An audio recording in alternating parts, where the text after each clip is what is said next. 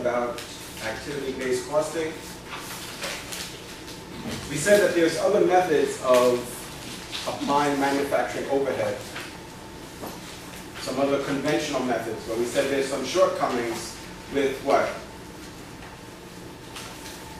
Plant-wide overhead rates, departmental methods for allocating costs. What was the shortcoming with those methods for allocating overhead? What was the biggest challenge?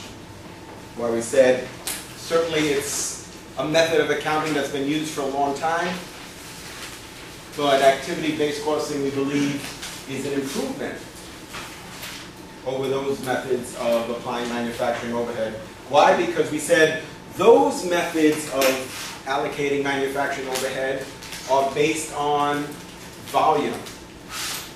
So it focuses on the number of direct labor hours or the number of machine hours. And we said that companies, very often they produce more than one product. Some production processes are very highly automated. So looking at direct labor hours is going to result in a misallocation of manufacturing overhead. So we don't want to just focus on volume metrics. And activity-based costing, we're going to go through an example now. Activity-based costing focuses on the activities that cause the cost to be incurred. So does that make sense? So instead of just looking at how many hours, and at one time processes, manufacturing processes were very labor intensive, and to some extent it made sense to look at direct labor hours to assign overhead costs. I mean, certainly you want to know what the direct labor hours are. We want to know what our direct labor costs are. Because remember when we put together the schedule of cost of goods manufactured, we spent a lot of time looking at what the direct labor cost is. So it's not that we don't want to look at direct labor costs. We need to know how many hours we're putting into direct labor. We want to know the number of machine hours. But the question is that the best way to allocate manufacturing overhead? And manufacturing overhead, we said, is the indirect labor and indirect materials. Questions? So does that make sense? What do you think? Who could paraphrase what I just explained?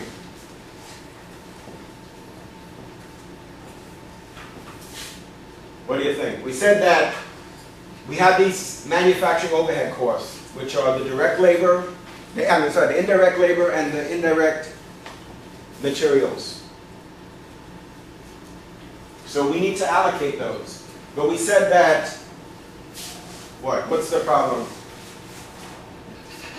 What's the problem in allocating those manufacturing overhead costs? Because remember, at first we spent a lot of time figuring out what the manufacturing overhead was.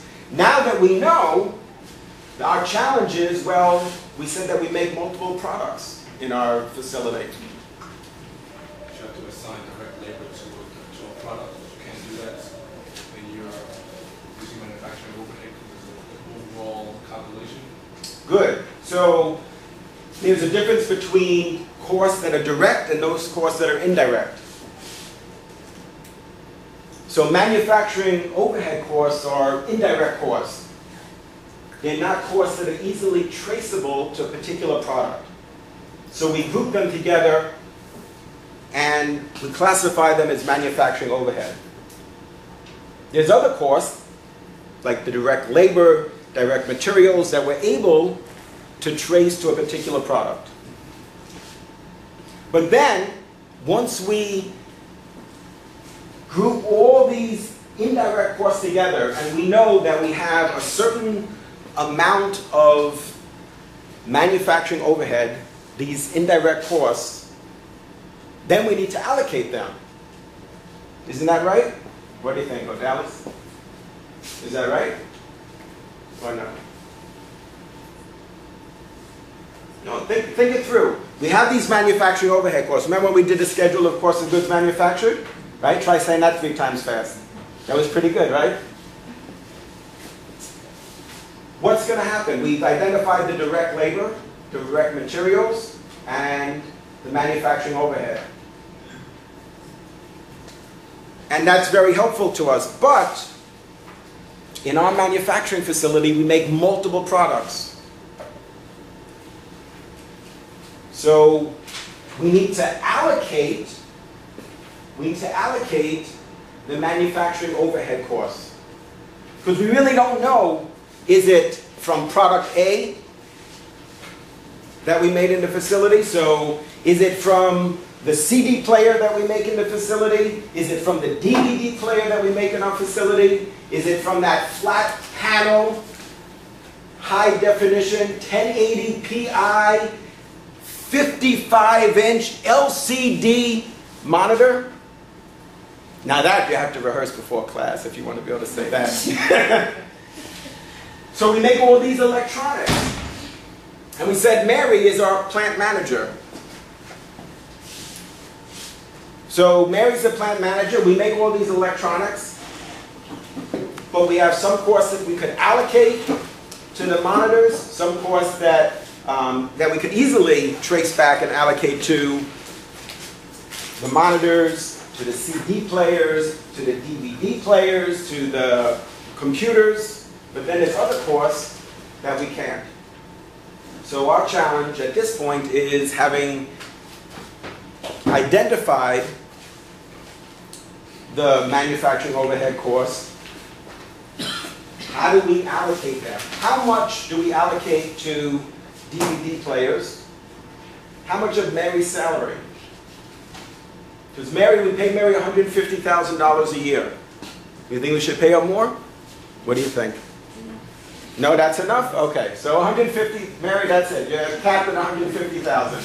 So Mary gets paid $150,000 a year, but we make all these different products. So the question is, what percentage of Mary's salary are we going to allocate to the DVD players? What percentage to the computers? What percentage to the CD players? That's what we need to determine.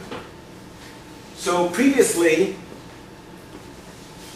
what accountants did was they looked at for a particular product in a facility, what percentage of the total labor hours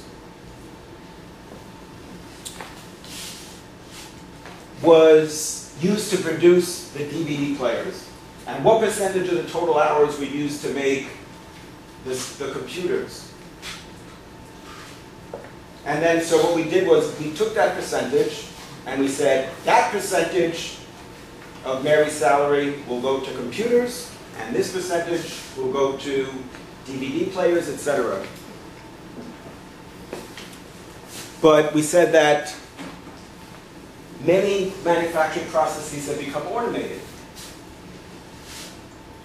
So direct labor hours is not as relevant in allocating costs. Now again, we still need to know what the direct labor hours are. We still need to know what those costs are. But it's not a relevant tool for us to assign costs, to assign manufacturing overhead to a particular product. So we use activity-based costing. So let's look at some examples. All right, here's an example of an activity. All right, it's from problem 311.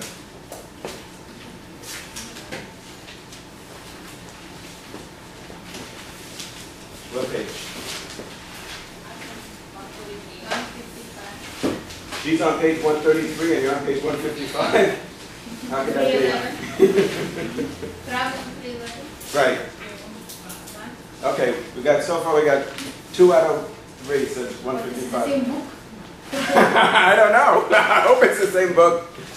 All right, so the first question says, now this is an example of an activity.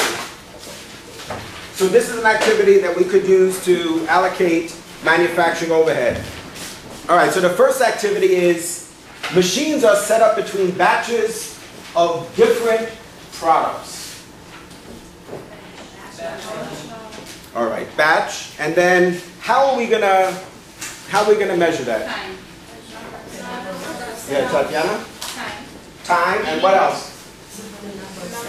Right, Trevor says the number of setups. All right, good.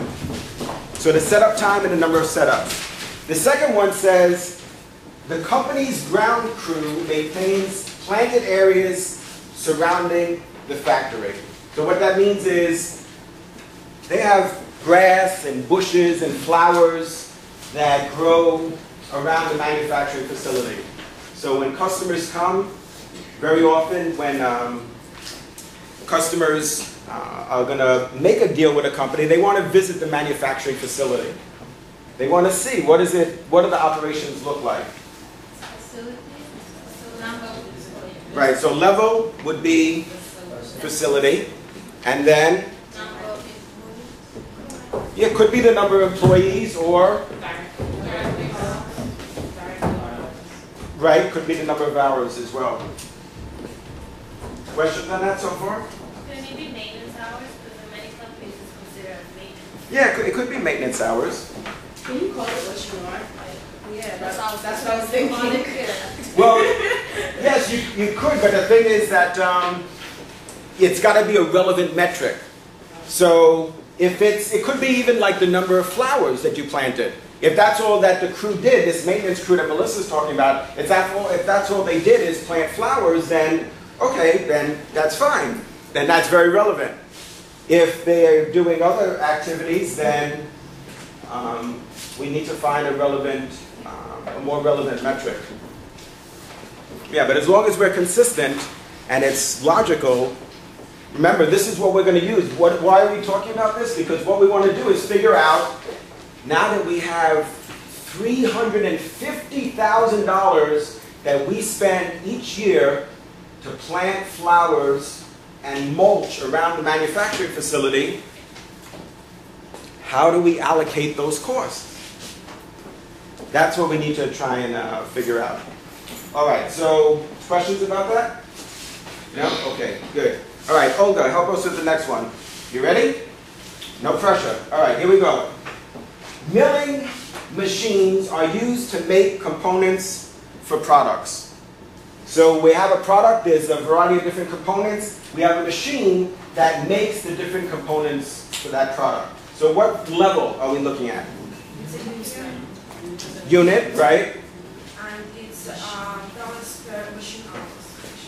The number of machine hours, and what else? Whoa. Units. Elena, go ahead. Number of units. Right, the number of units that they're, the number of units of the components that are made. Can I skip C? Yeah. Okay, we'll go back to that. But do you see why that makes sense when we talk about the machine, the milling machine that's used to make component parts? Why the number of units processed makes sense? Why is that? But machine hours also correct. Right, absolutely, you could use machine hours. But why? How does that relate back to how we're going to allocate the course?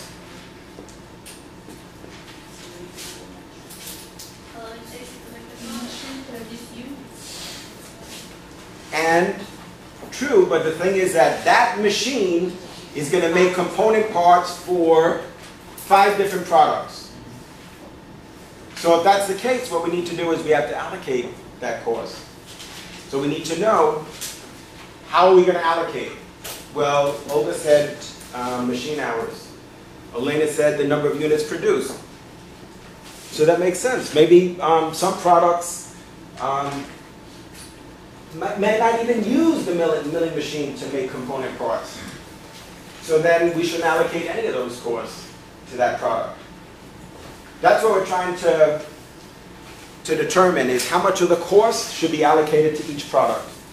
Because we need to know what are the product costs. Remember the first day I said to you, I said, it seems kind of simple to think, well, how do we determine the product cost? You think, oh, that seems pretty straightforward. We should be able to know that. but it's not, as we've seen over the last few weeks, it's not as simple as it might seem. So that's what we're trying to figure out. Okay, so Caroline, are we going to talk about C now?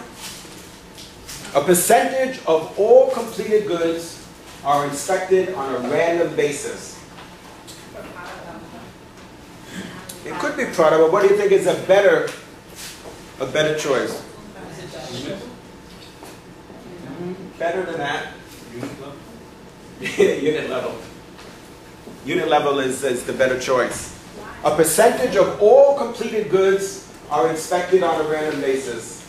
That means we're going to look at it at a unit by unit basis and determine which ones are defective and which ones are not defective.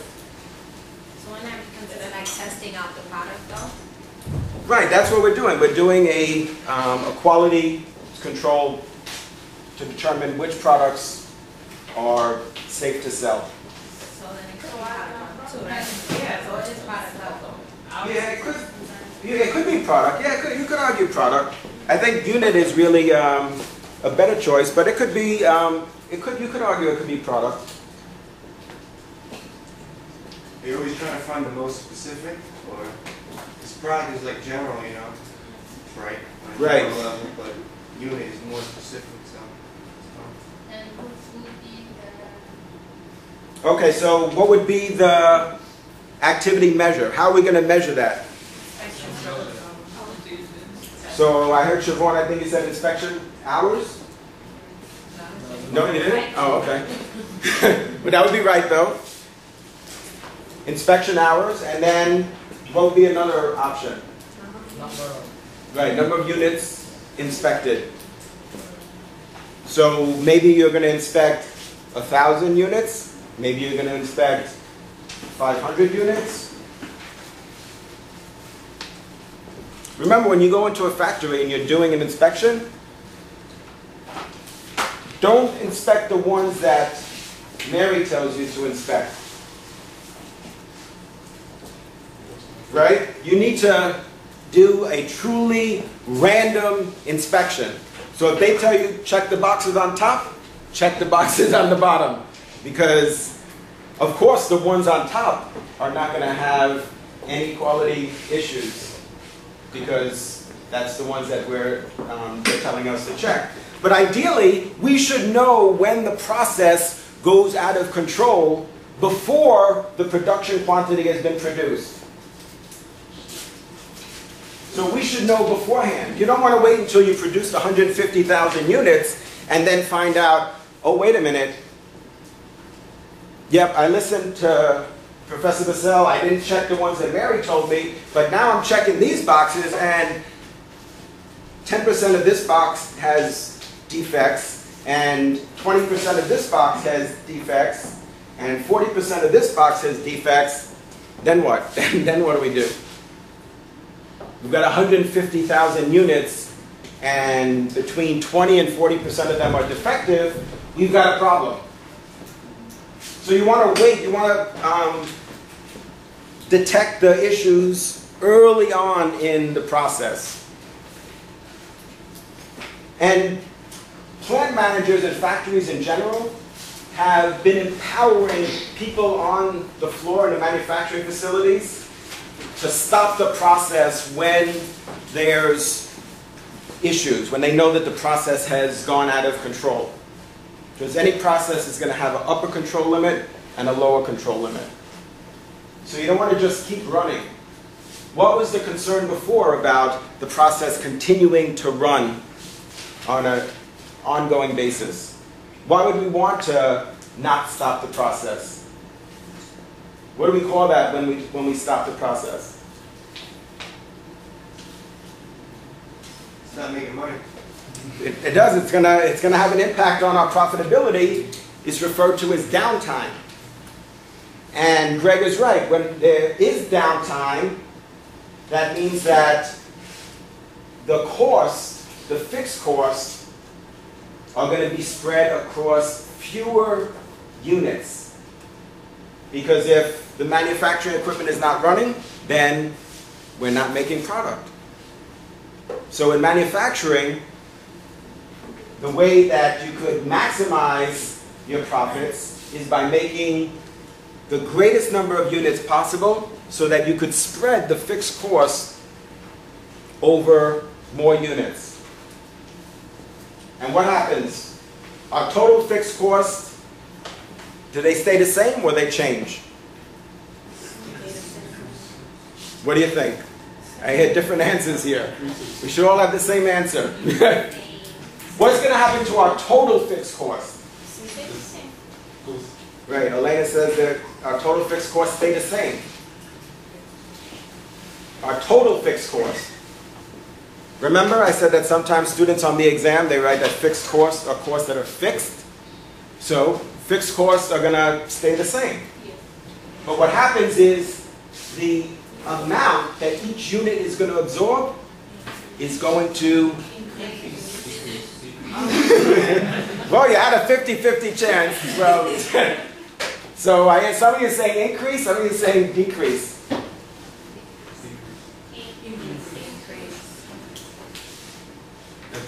What do you think? Robin, tell us what you think. Increase. And no, well.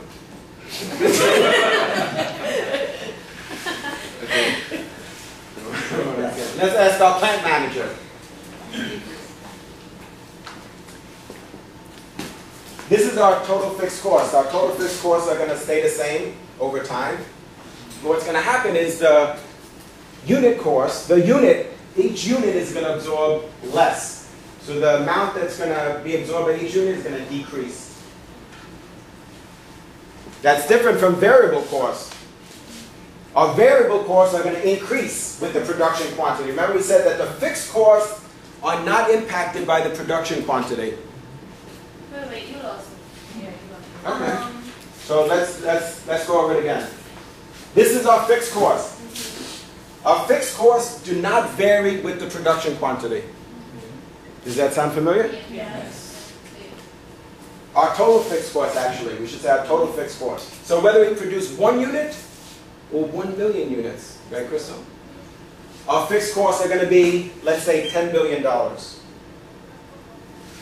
However, what happens to our total variable costs? If we produce 1 unit, 2 units, 3 units, 1 million units, our variable costs, our total variable costs are going to increase. Why? Because remember the first day you gave us that wonderful example about plastic? Right? And that's going to be the example we're going to use the whole semester. You're going to become famous. You're already famous. Trademark. So, if we're making 1 unit, we're using 1 ounce of plastic. If we're making 2 units, we're using 2 ounces of plastic. 3 units, 3 ounces of plastic. So our total variable costs are increasing. But what do we say about the variable cost per unit? The variable cost per unit, it's the same. Isn't it the same? The variable cost per unit is the same unless, remember we talked about relevant range. So between 1 unit and 10 million units, we're going to say that's our relevant range, and at anywhere in between that range, we're buying plastic at 52 cents an ounce. But then, if we're producing more than 10 million units, we might be able to get a volume discount. That's why we talk about the relevant range. You follow? I'm following, but I want to know why. And the fixed cost will actually decrease if you have downtime. Okay, so what's going to happen is, if it's $10 billion for our total fixed cost, if we could produce, let's say, 10 billion units, let's say 10 billion units, if we run the factory 24 hours a day, 7 days a week, so that's our production capacity, is 10 billion units, then each unit is going to absorb $1. But then what happens if we have to shut the machine down? That means now we can't produce $10 billion, 10 billion units anymore. Let's say we have to shut the factory down the entire day because we have to order a part for the machines. That means that now, let's say we could only, let's just say for example, make 9 billion units. So what's going to happen? Come on, you guys are accountants. 10 billion divided by 9 billion is what? $1.1. $1.10. Good. Why not?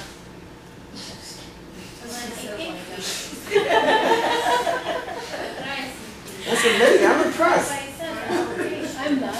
You're not impressed? You should. You should. That's good. So what happens? So now the amount that each unit is going to absorb is $1.10 instead of $1. So then it increases. So it increases. Right. But you said it decreases. Did I say that? That's what you said. No. I was answering a different question.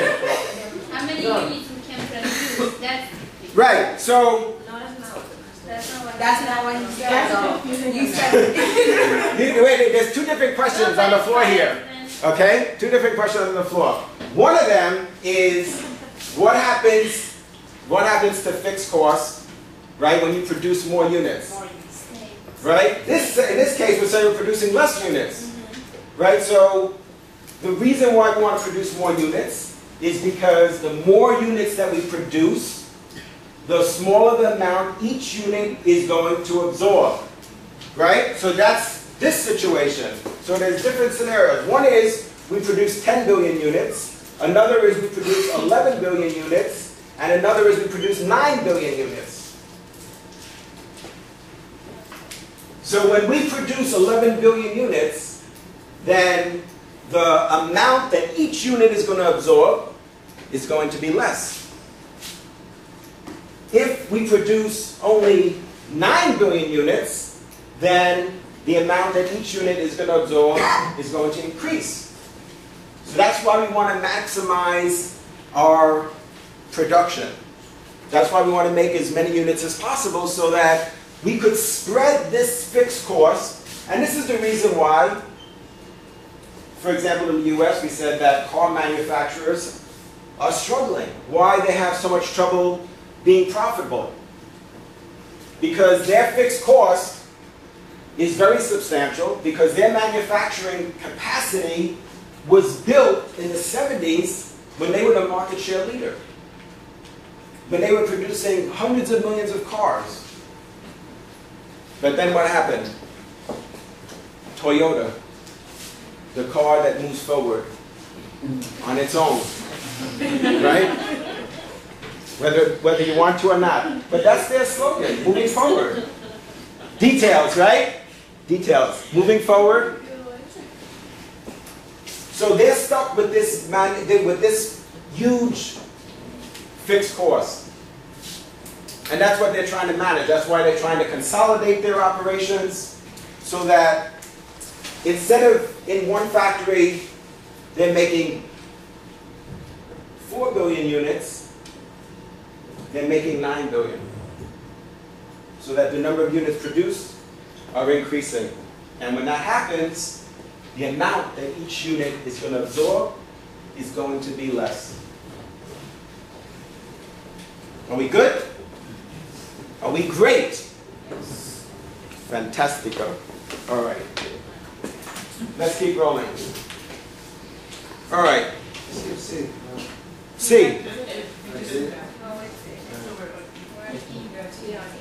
E.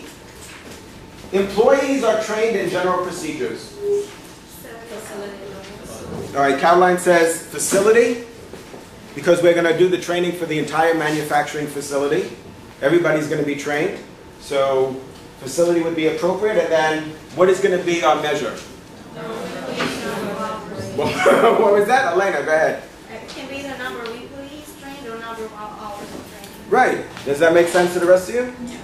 She said either the number of employees that we train, so either it's 400 employees or 4,000 employees, or the number of hours? No? Change your mind?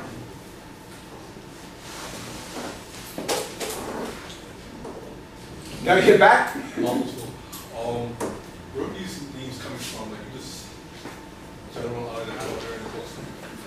But this is what we're, these are the, this is what we're using. Not those, I mean, the activity measures. Where is it coming from? Like, you get them from the questions or? There's examples in the book.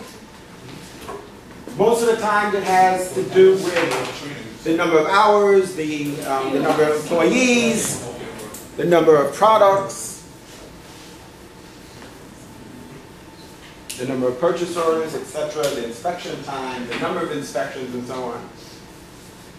So we know what the total cost is, but we don't know what we don't know is how to allocate it accordingly.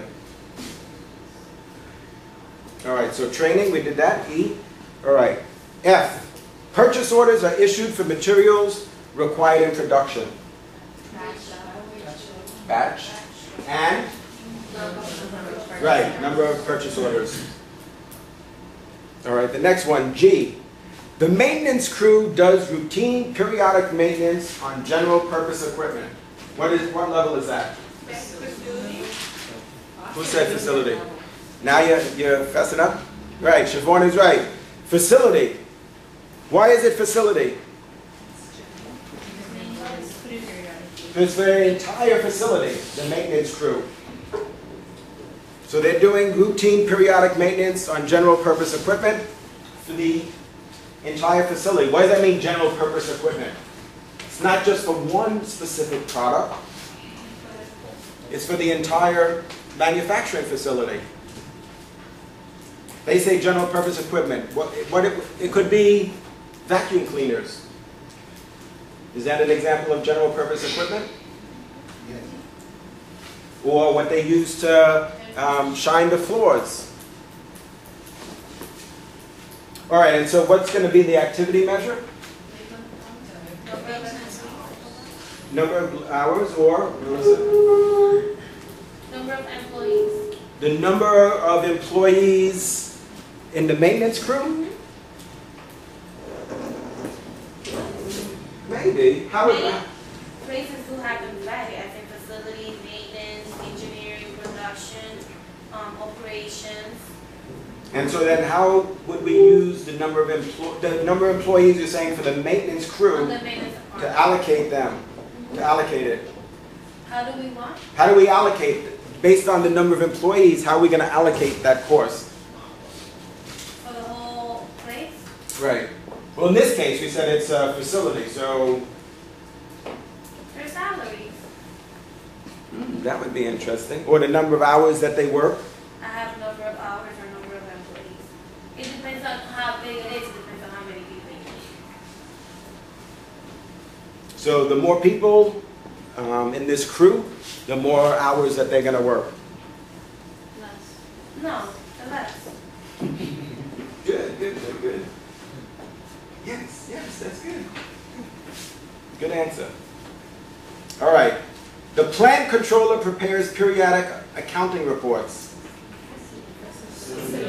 So this controller works in Mary's office. So this is a facility level, and then how are we going to allocate the course of the plant controller?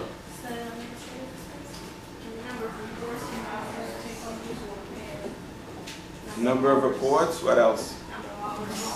Number of hours. Could be if all that the controller does is prepare reports, and that could be meaningful. But there could be other responsibilities. So probably in this case, the number of hours that the controller is working. But don't they have set salaries? Because you need to wait here about material code. Oh, so what did you put? I think hours, because we need to pay them. It depends Right. on hours.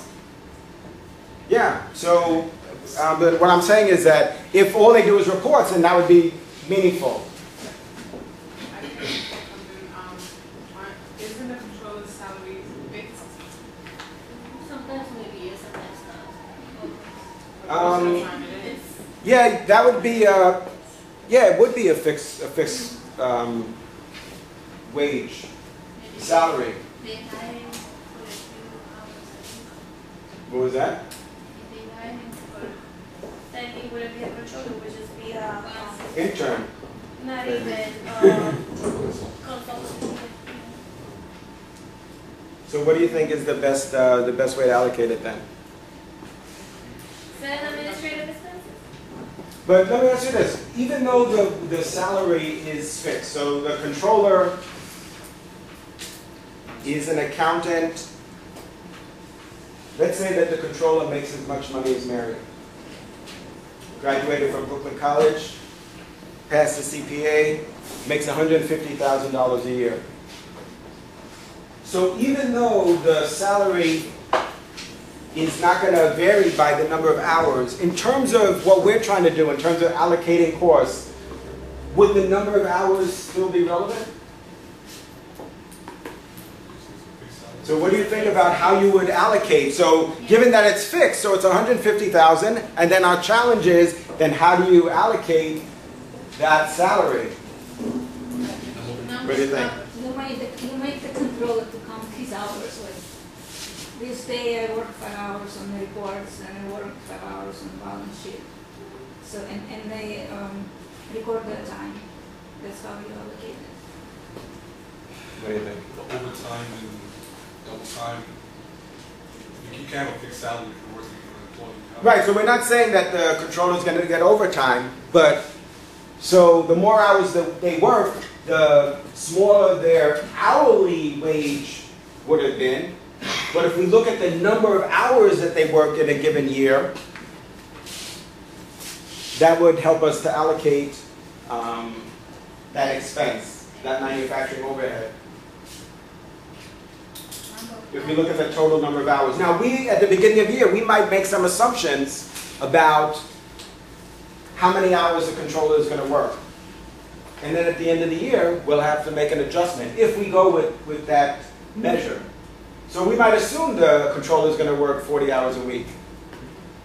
But then if at the end of the year we find out, well, actually, no, the controller worked an average of 48 hours per week, then we could allocate the course differently.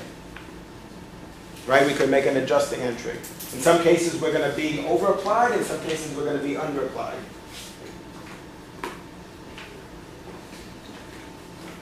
What's the next one?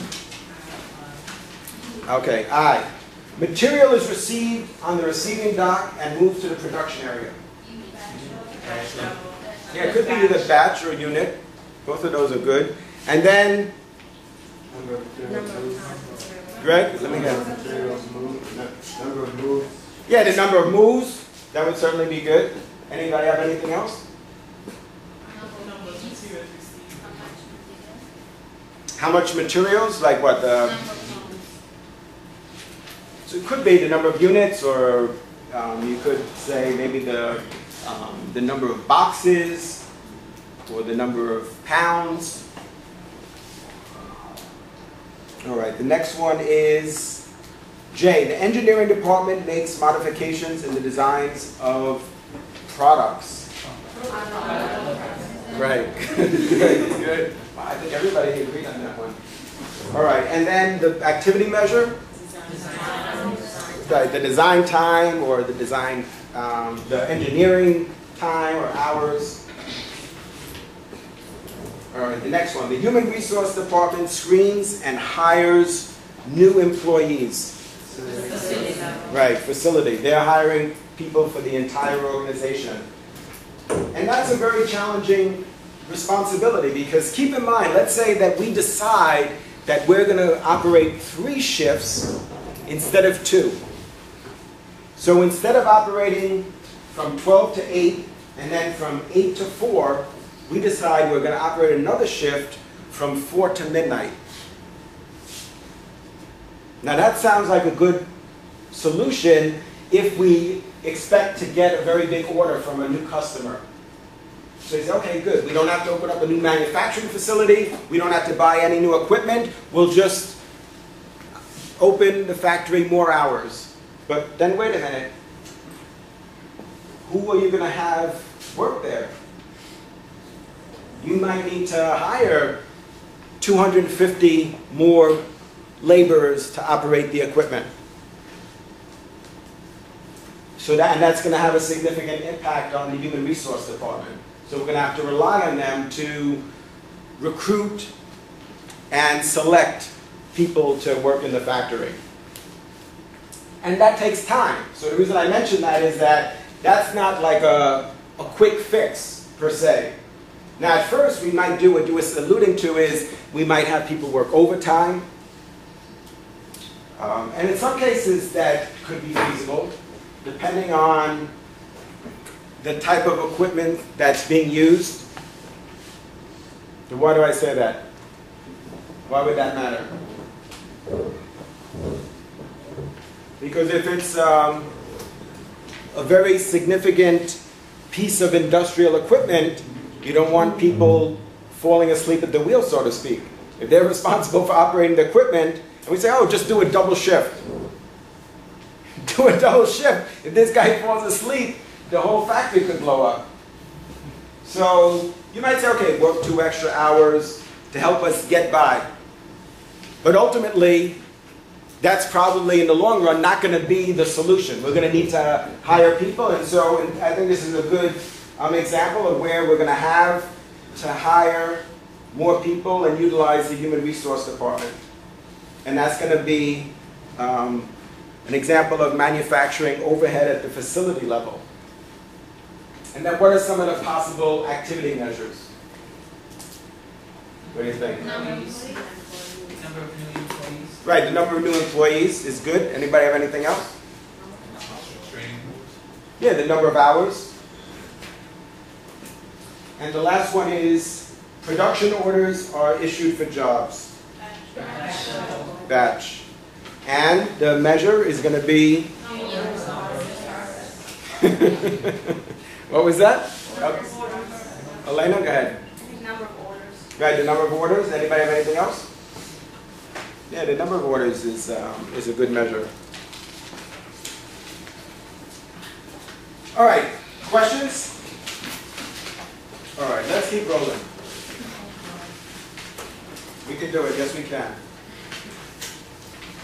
All right, we're going to look at this example, which is 3.7. What page is that, Irina? 153.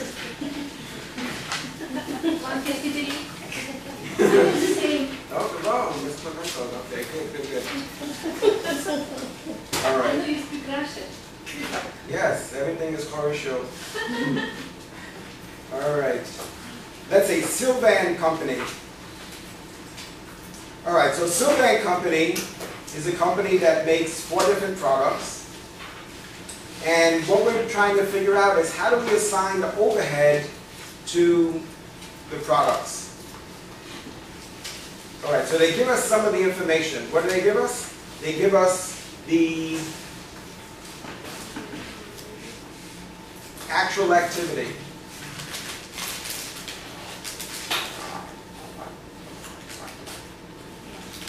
So we did 3.6 in class last week. And so we calculated some of this information already. Right? So we calculated the labor rate is $7.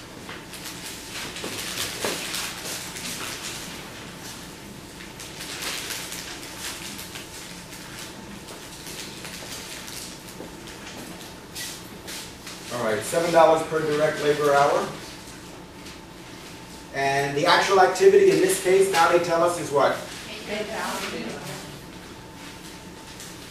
Which gives us 56,000. 56,000. All right, what is the activity rate that we calculated for the purchase orders? $60 per purchase order. And for product A, how many orders? 100. Which gives us $6,000. All right. What's the activity rate for parts management? $300. $300 per part. 20. How many? 20 parts, right? Which gives us, okay, that's the applied overhead. And then for board etching, 180 per board. This case, for this product, it's 0. We'll see for product B, it's 1,500.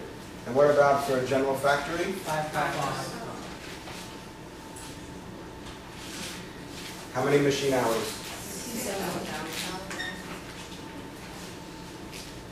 Which gives us? 80,000. Which is how much? 148.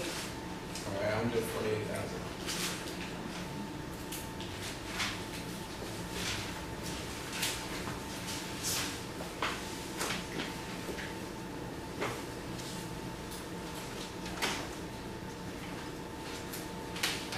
Everybody got that?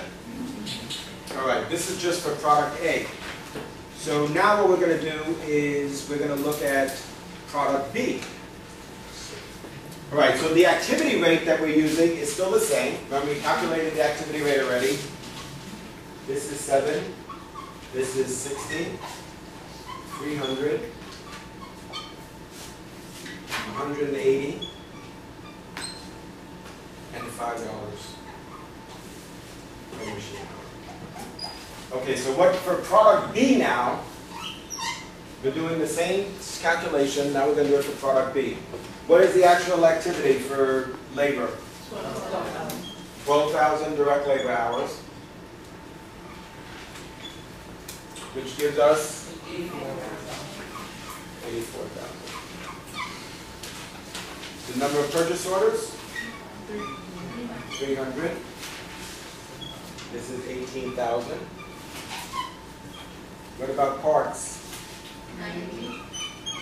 90 part types, which means that our applied overhead is 27,000. And our board etching now, here was 0 for product A, right? 1,500, which gives us how much for applied overhead? 270,000. And general factory, how many machine hours? 24,000 machine hours. 120,000. Right, 519.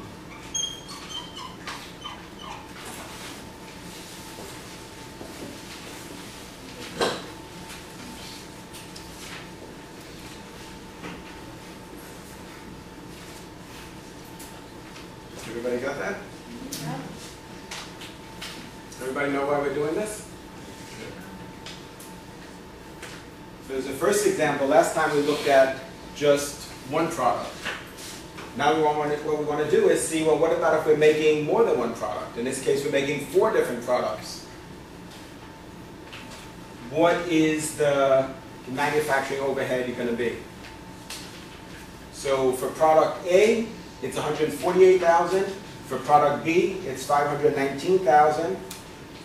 And for product C is 762.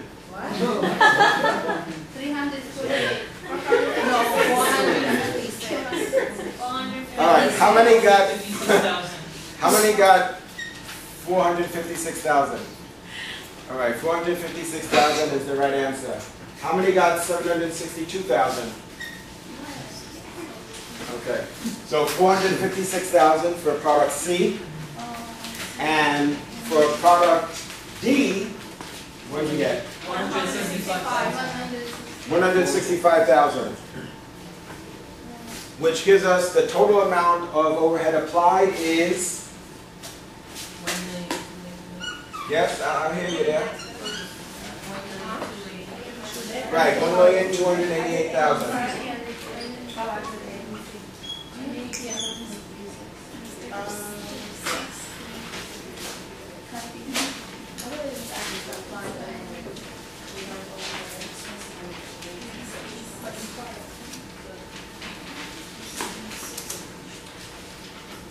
All right. Good job.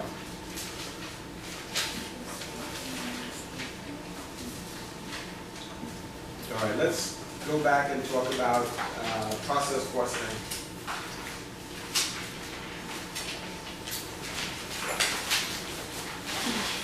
Remember we said job order costing is where you're going to make what?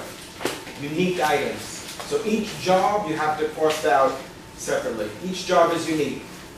If we're painters, remember we said, well, some paint jobs are going to involve painting 1 bedroom, some are going to involve painting 2 bedrooms, 3 bedrooms, 4 bedrooms. Some jobs involve 1 paint coat, one coat of paint, right? Some involve 2 coats of paint. So every job is unique, so that's why job order costing makes sense. But let's say we're going to make units that are the same, and we're going to continue to make them in large quantities. Like let's say we're going to make this item. Let's say that we have a manufacturing facility and we're going to make this. Now, this is a product that will keep negative energy away from you.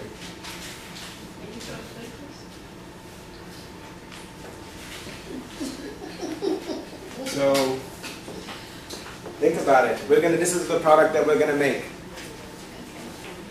All right? So,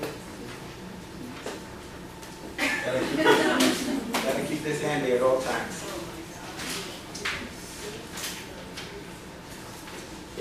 All right, so what we're going to do is we're going to look at how. Remember we talked about materials. We talked about taking those materials and then converting them into work in process and then finished goods. So now we're going to quantify that. We're going to look at what percentage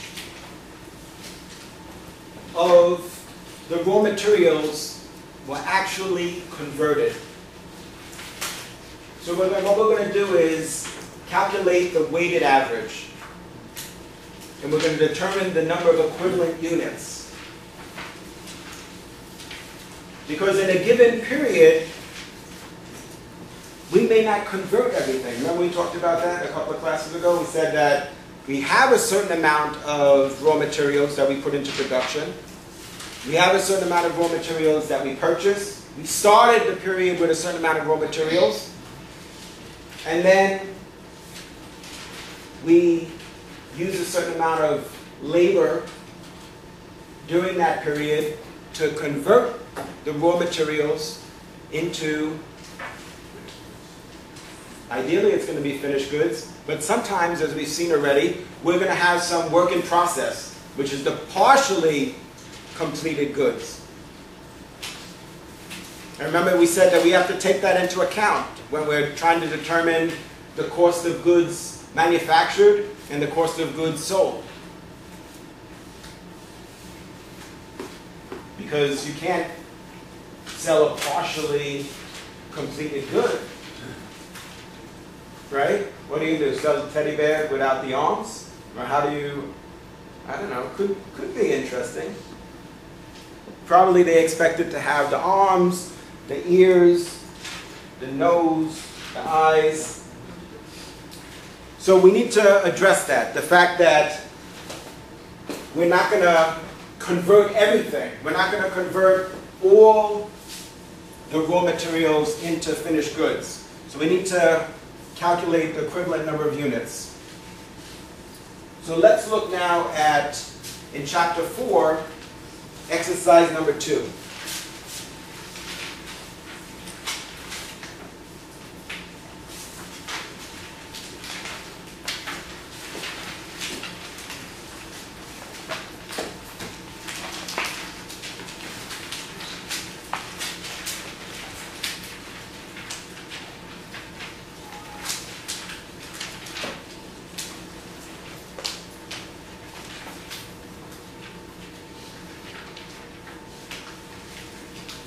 All right. We're given some information here. This company called Clonex Labs. They use a process costing system, and this is the information that we have. We know the level of work in process that we have at the beginning of October is 30,000, and the work in process at the end of October, October 31st, is 15,000 units. We know that materials at the beginning of the month is 65%, and conversion is 30%. At the end of the month, materials is 80%, and conversion is 40%.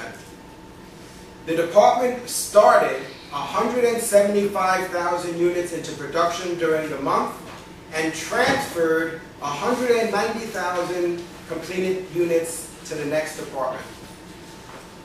All right, so what we're going to do now is we're going to compute the equivalent units of production using the weighted average method.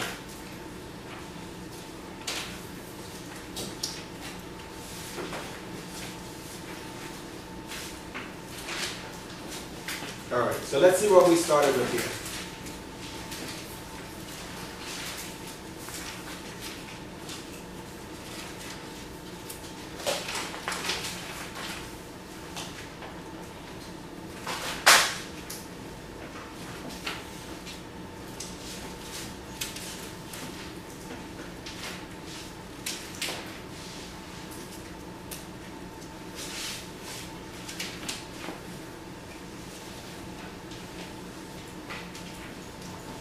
All right, so it tells us 190,000 completed units were transferred. All right, so let's get down what we know. All right, the units transferred out is 190,000. Everybody sees where we got that, right? That's what they tell us.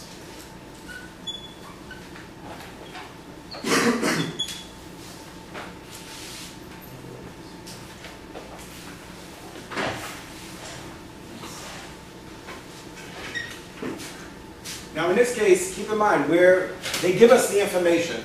All we need to do is the calculation. All right, so what we're trying to figure out is the equivalent units.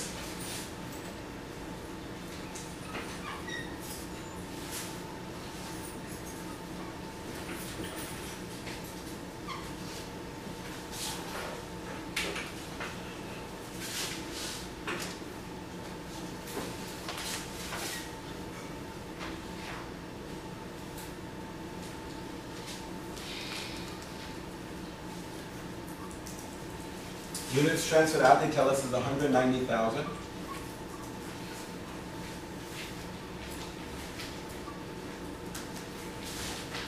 Now they give us some information about the work in process.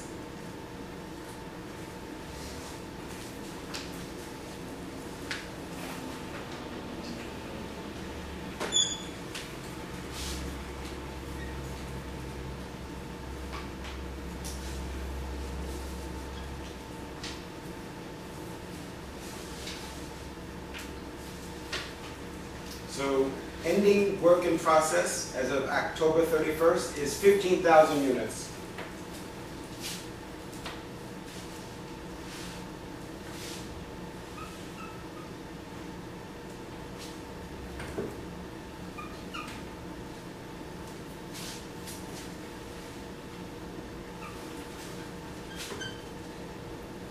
And what else do they tell us?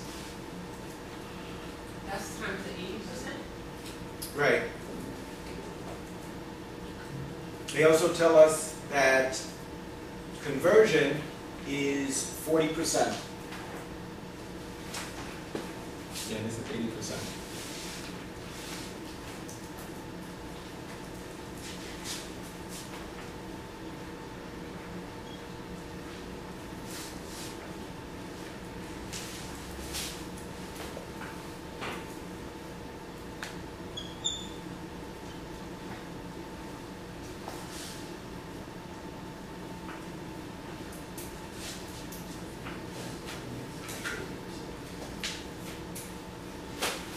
And this is just units. next example, we're going to look at dollars.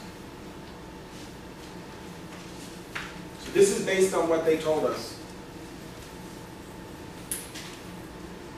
They told us that at the end of the month, we had work in process, that's those partially completed goods, which is 15,000 units.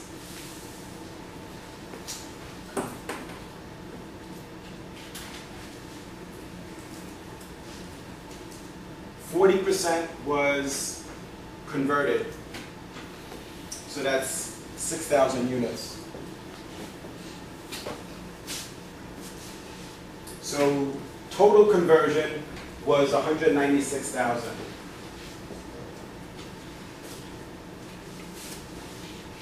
All right, first you did 15,000 units times 80%, right? Yes. All right, what's the next step? Then what we need to do is look at what percentage, they tell us what percentage was converted, Yeah. which is 40%. That's how we get 6,000 units. So what we're trying to figure out is the equivalent 40%. units. What did you multiply the 40% with? 40% times the 15,000 units. That's it.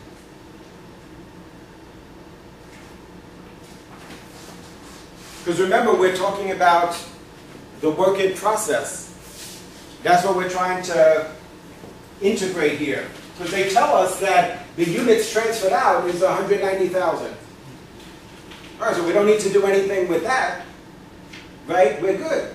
They tell us 190,000, and we got this, so no worries, right? But we know that we're missing something. Just like we talked about over the last couple of weeks. We said, whoa, wait a minute. Yeah, I got you. We transferred out the 190,000 units, but wait a minute. What about the work in process? How do we take that into account? Because what we're trying to figure out is the equivalent units. So in this case, they tell us that conversion is 40%. What that means is that 40% of the work in process was converted into finished goods. Isn't that what that means? Remember, conversion, when we talk about conversion costs, are the costs that we incur to convert the raw materials into a product. But we said sometimes we complete it into a finished good and sometimes into a partially completed good. So that's what we're trying to get a handle on now. But they give us the information. They tell us that 40% of the work in process, those were the teddy bears without the arms. Now we attach the arms. How many of those is that? 6,000. How can it be 80% in material still and 40% in conversion? So that will be 120%. it doesn't need to sum to 100. We're talking about two different things. One of them has to do with materials, right? The raw materials.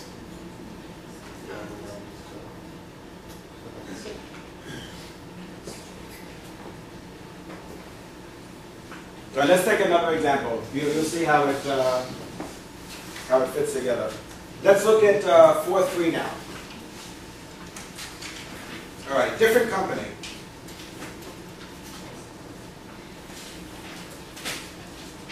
All right, what is the information that we're given here?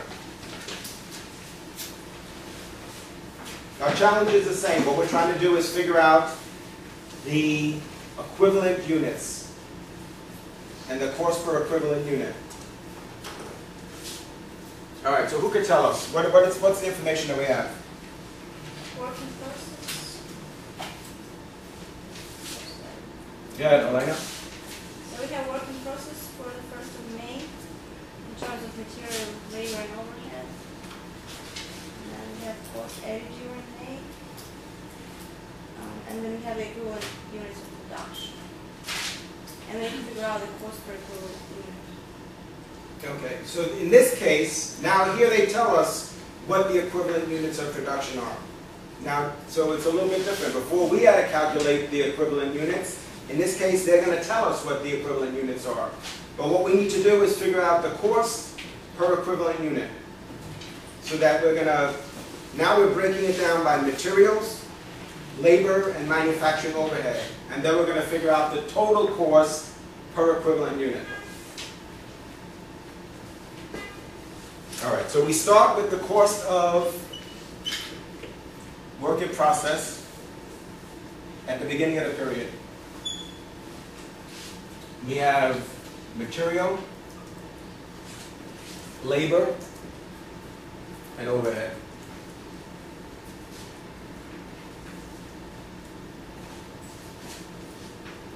They tell us what is the value of our work in process at the beginning of the period? 18,000. 18,000. Thank you.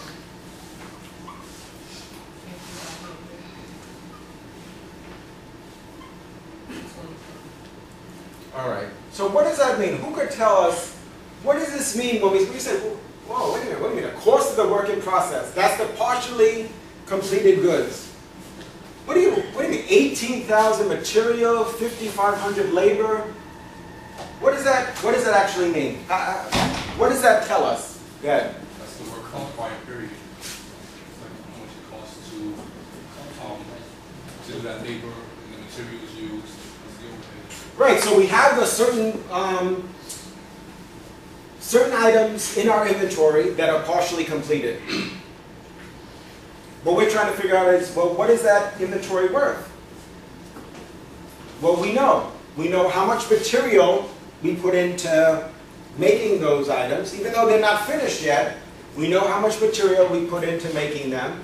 We know how much labor we put into it. And what we've been talking about, manufacturing overhead, we know how much manufacturing overhead is associated with that work in process. Everybody follow? So that's the cost. Remember when we did the schedule of cost of goods manufactured, we looked at direct materials, direct labor, manufacturing overhead. But this is for work in process. So we have these partially completed goods. Then there's costs that are added. Now what happens when those costs are added? That means that either the costs that are added, which is either materials or labor overhead, those costs are either going to convert direct materials into finished goods or convert the partially completed goods, the partially completed items, into finished goods. So we know that the costs added during the period are how much? 238,900 materials. So we used $238,900 worth of plastic, right? $238,900 worth of plastic, and 8,300 labor. right. And then we have overhead is $401,500. So let's figure out what the total is there.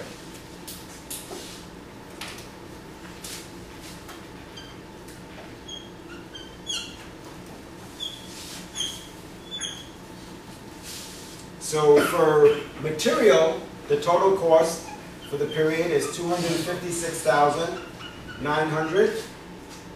For labor is $85,800, and for overhead is $429,000.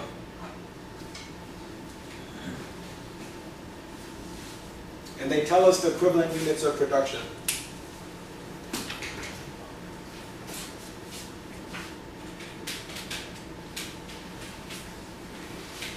They tell us for materials is what, 35,000? What about for labor? 33,000. And for overhead is also 33,000. That's the equivalent units.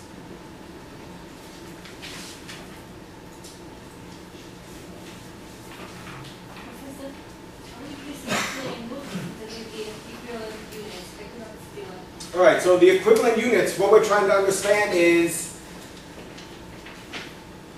the work in process, the partially completed goods that we completed during the period.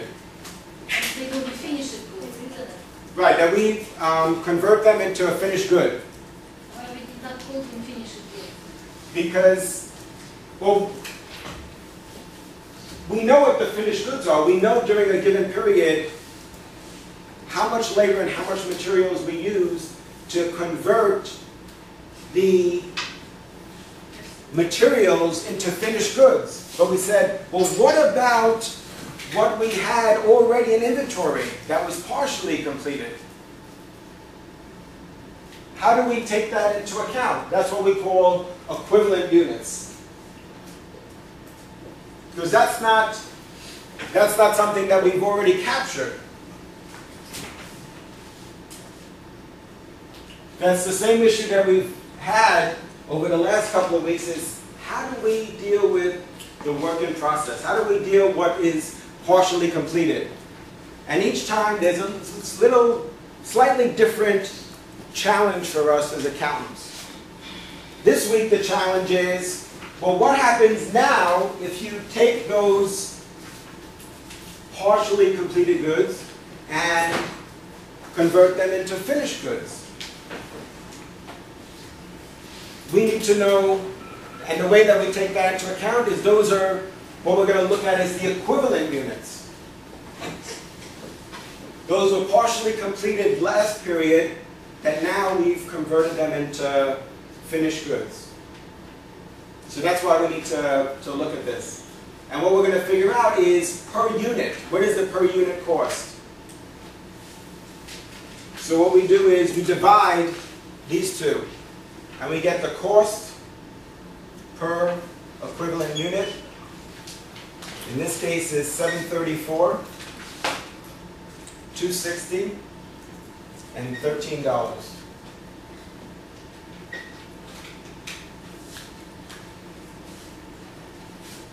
The total cost per equivalent unit is $22.94.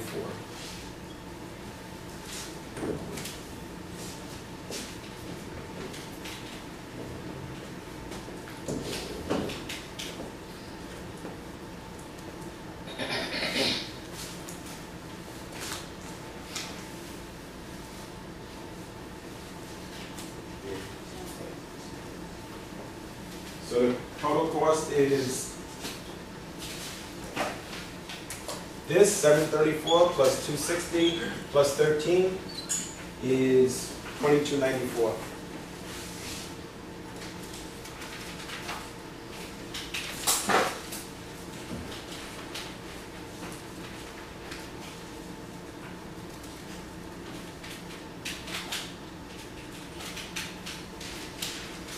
Why do you need the total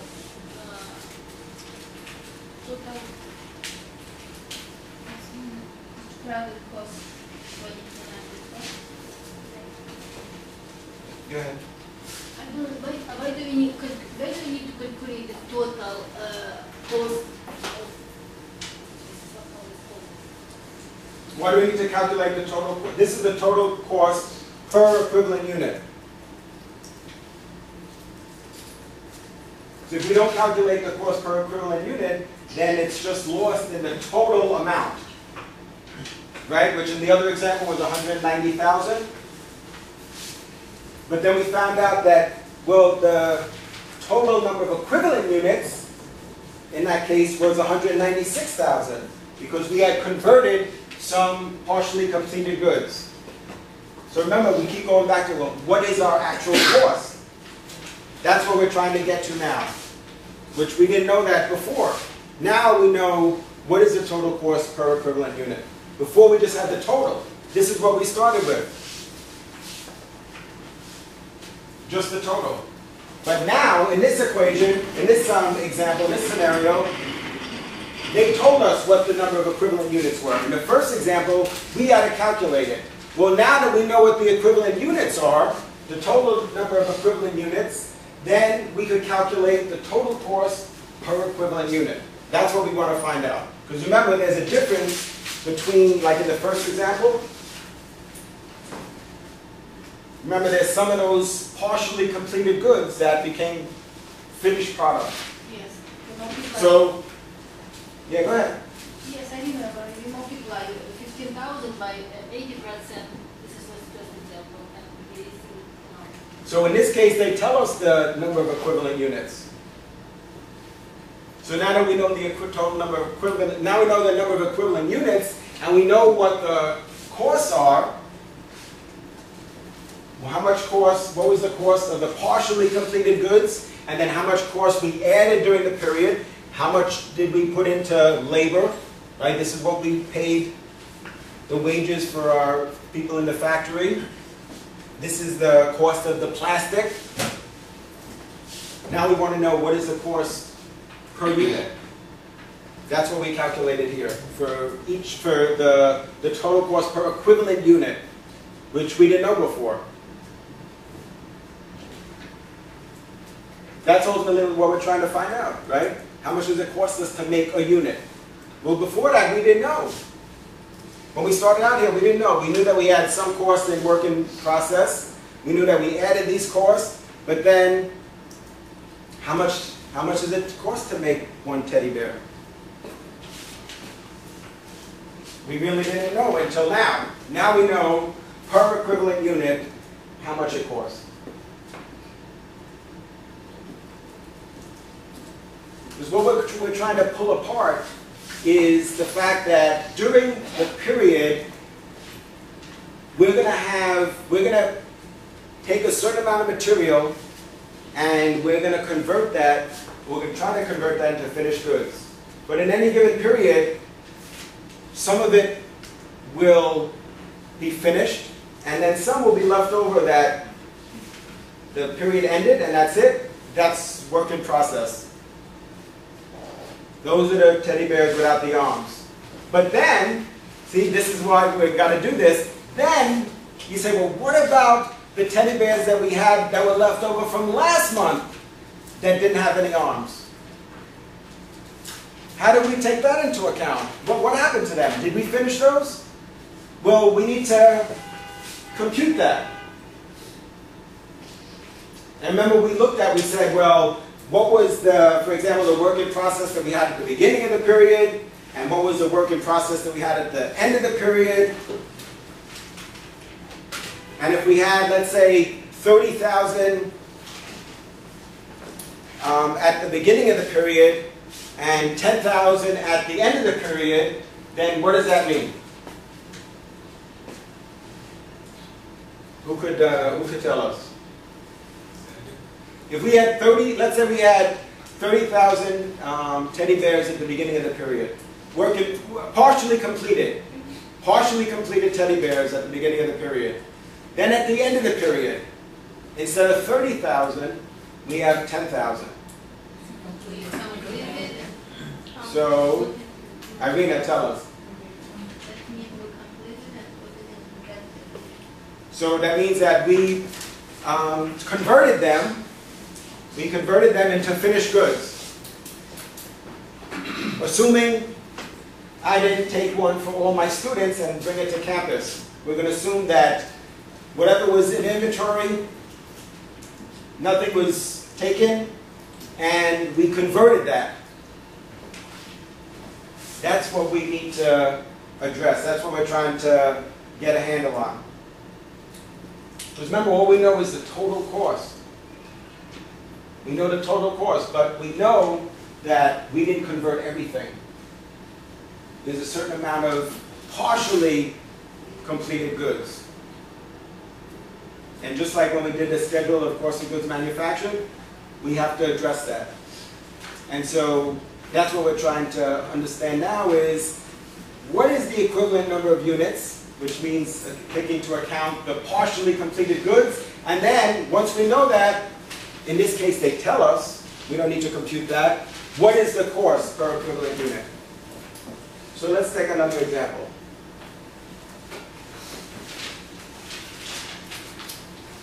Let's look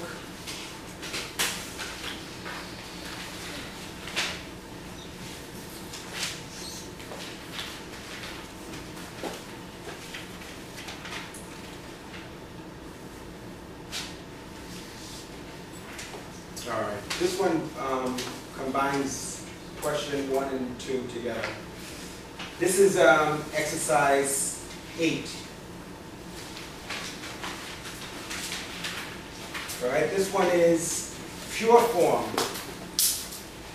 Pure form manufactures a product that passes through 2 departments. And they give us some data for the recent month for the first department. They tell us the work in process,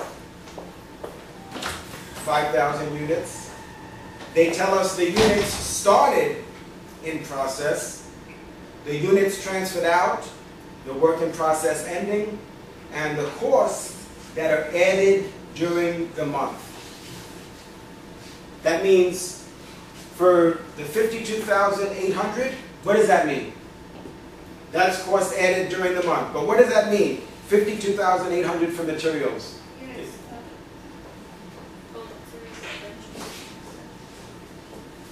Go ahead, tell us, Melissa. Raw materials are purchased. Close. In this case, we need to know what is the raw materials purchase, but in this case, they're telling us that, what? It's the raw materials that are used. The cost of the plastic that was used. That's why we're going to add this.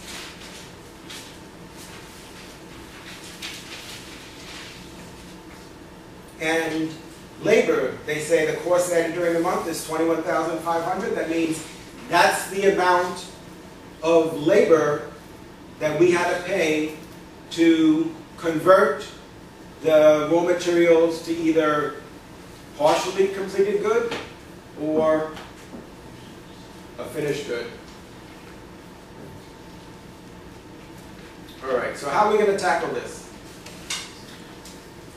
Now keep in mind, this is a combination of the first 2 examples, right? So very similar. Now we're just going to take it to the next step.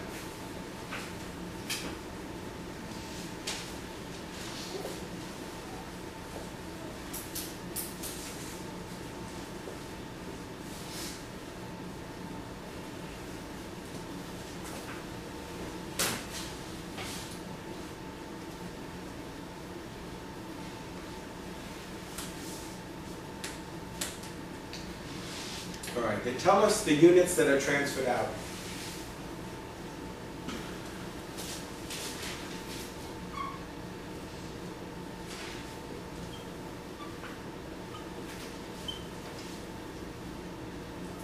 In this case, they tell us it's 42,000 units. Right, not dollars, units. So we're looking at units again. Remember, what we're trying to do here is calculate the weighted average.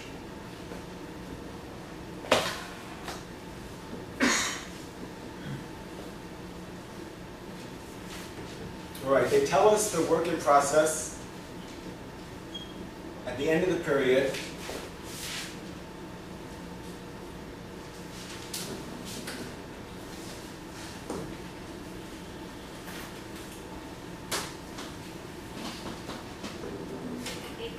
$8,000, right?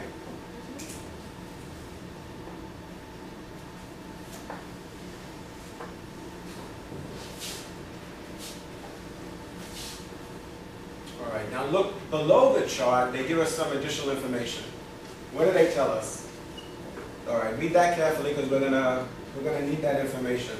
Annual working process inventory was 75% complete with respect to materials and 50% complete with respect to labor and overhead. 18. Who was that? My book says 18.6. Right, so it says the beginning work in process inventory, The beginning work. right? The beginning, partially completed goods, WIP. The beginning, partially completed inventory was 80% complete with respect to materials. See, we don't need to guess. They're telling us the information. And 60% complete with respect to labor and overhead. The ending work in process inventory was 75% complete with respect to material, and 50% complete with respect to labor and overhead. All right.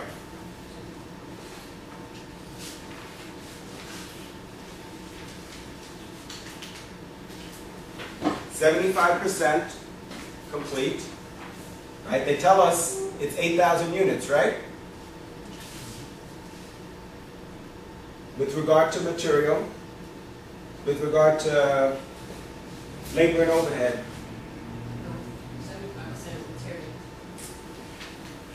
75%, okay, right, is 6,000. And then with regard to labor and overhead is what?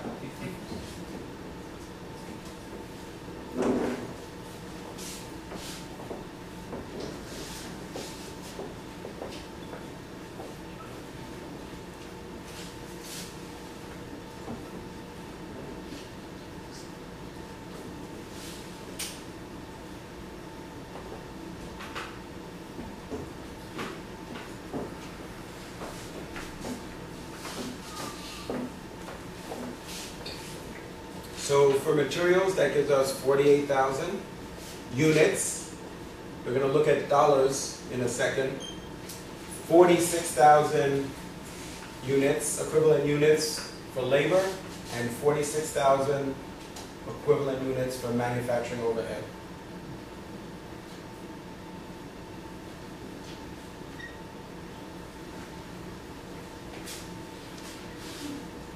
Isn't it 4,800?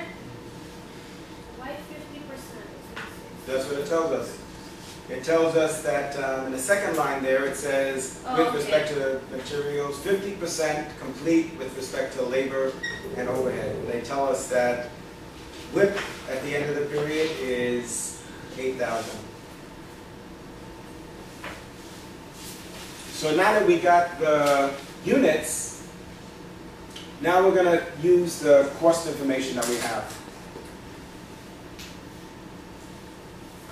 to get the cost per equivalent unit.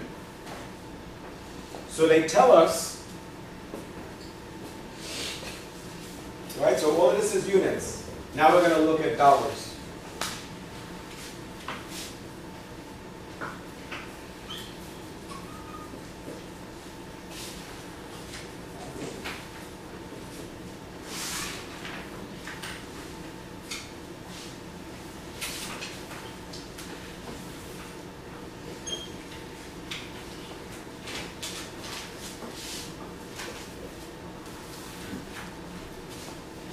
How much is materials?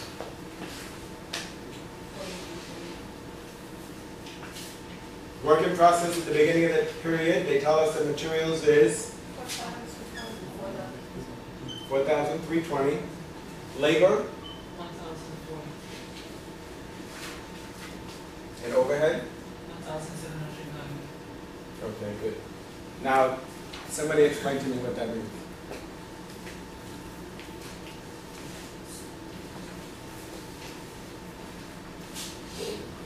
What does this mean when we say at the beginning of the period we have some WIP? Because it's being carried over from the previous period? Yes. And this is carried over from the previous period. And what does this mean? What does this number mean, 4320? That's how much money of materials is being used.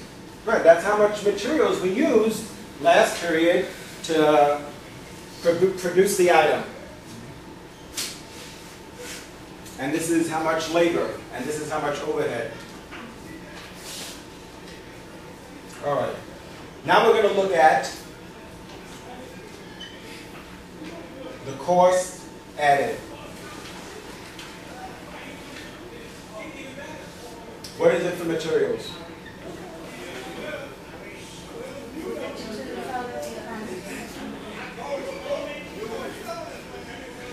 And for labor?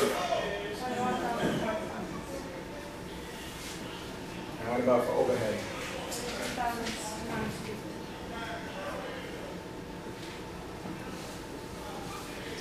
Okay, so who could tell me what does this mean? What is this 52,800? 52,800. What is that? What does that mean? Irina, go ahead, tell us. Raw material we use this period. Right, that's the raw materials that we use this period. And that's the plastic, right? How much plastic we used. And what does this tell us? 21,500. The cost of the labor to convert the materials. All right, so let's look at the total cost.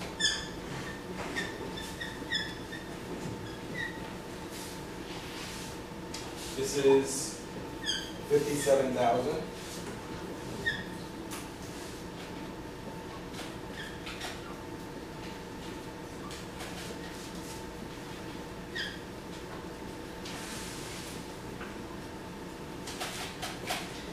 Now we have the equivalent units of production, and we calculated that.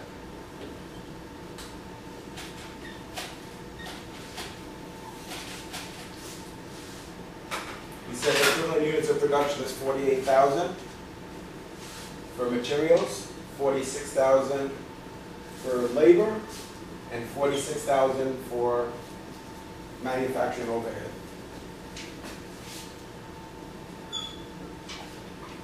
Cost per equivalent unit here is $1.19. This is 49 cents.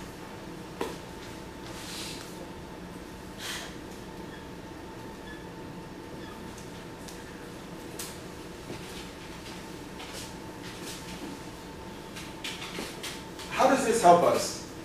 What is it? What are we going to do with this information? What are we going to do with this $1.19, with the 74 cents? Why are we trying to figure that out? What do you think? Go ahead. And determine how much to sell it for. How much to? Sell it for, or cost for. Absolutely. That's good. We need to know, in order to set a price, we need to know what our costs are and what else as managers in trying to run this business. If it's profitable. Absolutely. We want to know whether or not we're going to be profitable, and We're going to decide to produce it or buy it. if we have to know exactly, we have to know whether or not to make or buy. Or sell. How much will it cost? Right. How much we're going to sell it for, and whether or not we're going to make it ourselves or we're going to buy it from somebody else. You need to, in order to do that, we need to understand the cost. And then also, we're going to do some sensitivity analysis. Now that we know this, then we could say, well, what about if the equivalent units of production instead of 48,000 was 58,000? Or 68,000? Or 78,000? Remember we said that as in managerial accounting, we're always trying to use the information to make decisions about the future. Like you're saying, right? Are we going to... Yes, we need to make decision about the company, what we're doing right now, or what we're going to do tomorrow. Right, absolutely. So it's not, we're not going to focus on past performance.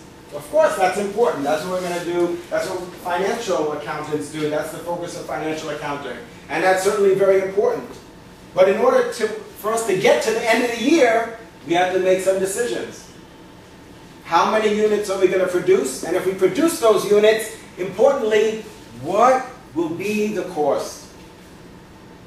So once we know, once we've teased out, right, that's what we're trying to do, is we're trying to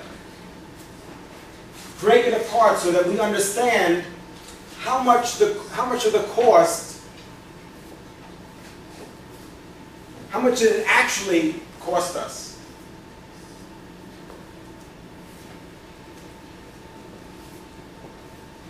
At the end of the period, how much did it actually cost us? Not just to convert the raw materials, but also to convert the WIP.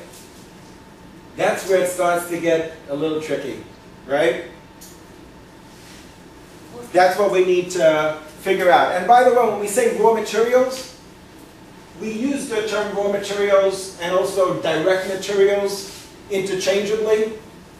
When we say raw materials in this situation, we don't really mean, it doesn't need to be coal, for example, or steel, or cotton. It just means the materials that we use to make the product. So very often we use the term direct materials, because usually when people think of raw materials, they think specifically of, right, some specific type of raw material that you might use in production.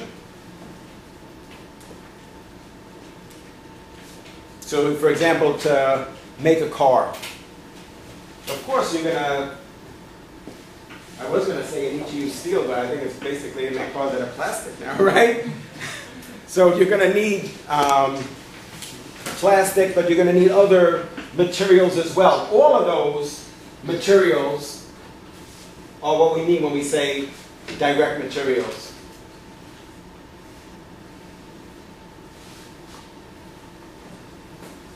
All right, how are we doing on time?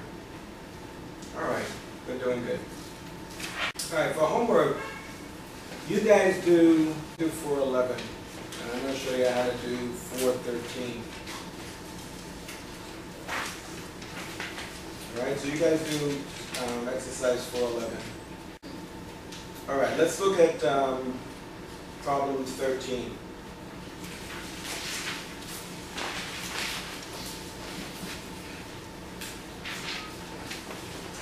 All right, problem 13 takes us a little bit further. What problem 13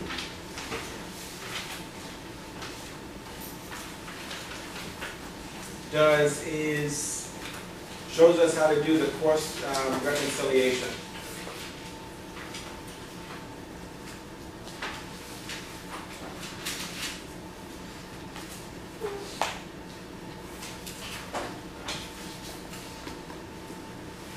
And what is that? Basically what that is it's a combination. Ultimately what we're going to do is we're going to look at the cost of the ending work in process. So the cost of the ending work in process, and then the cost of the units completed and transferred out. So that's what the cost reconciliation is going to allow us to calculate. So the ending work in process and the cost of the units completed and transferred out. All right, so who's going to read this for us? Sunspot Beverages. Sunspot Beverages of Fiji makes blended tropical fruit drinks. Sounds good, right? In 2 stages. First, the fruit juices are extracted from fresh fruits. So there's an extraction process, and then they're blended. So the fruit juices are blended together. The blended juices are then bottled and packed for shipping in the bottling department. The following information pertains to the operations of the blending department for June. So what we're going to do is we're going to determine the equivalent units, compute the cost per equivalent unit. We're going to determine the total cost of ending work in process inventory and the total cost of units transferred to the bottling department.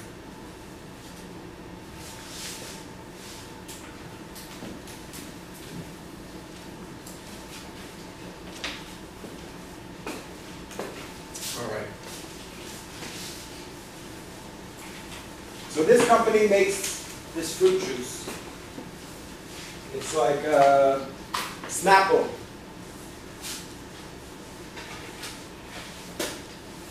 So let's see how they do this.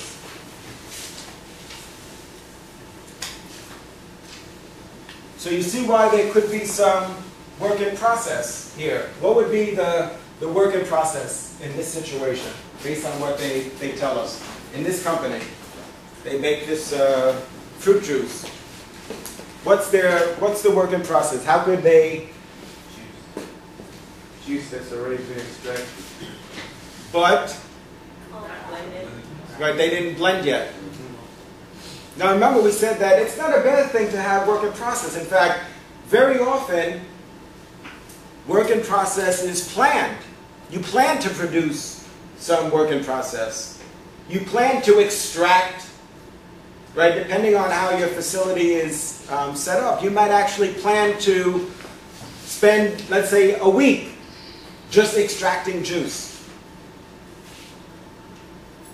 And then the next week, you might spend blending the juice. So it's very common to have work in process. Now the question is, how much work in process do you have? How much finished goods do you have? That's something that we need to manage carefully, because you don't want to have too much inventory. You want to have enough, but you don't want to have too much. Why? Why do we care about how much inventory we have? Why does that make a difference? Who cares? So we'll have, why does it matter to us if we have 1,000 teddy bears or we have 1,000,000 teddy bears in the warehouse? Why not? The more the better, right? Then we have an early start on next year. What's the problem? It costs money. You don't have money for everything. It costs money? What does that mean? It means you cannot storage too much inventory. You need money in the process. If the money too much inventory, what we gonna do now? We don't have money. So our direct materials, our labor, our overhead, those are all costs. Remember I said, what does this number mean? 52,800. That's the cost of materials that we used. Well, if we're using all these materials and all this labor, and then at the end, the teddy bears are sitting there in the factory, that's a problem. Now, of course, again, you have to build some inventory, but you don't want to have an excessive amount of inventory.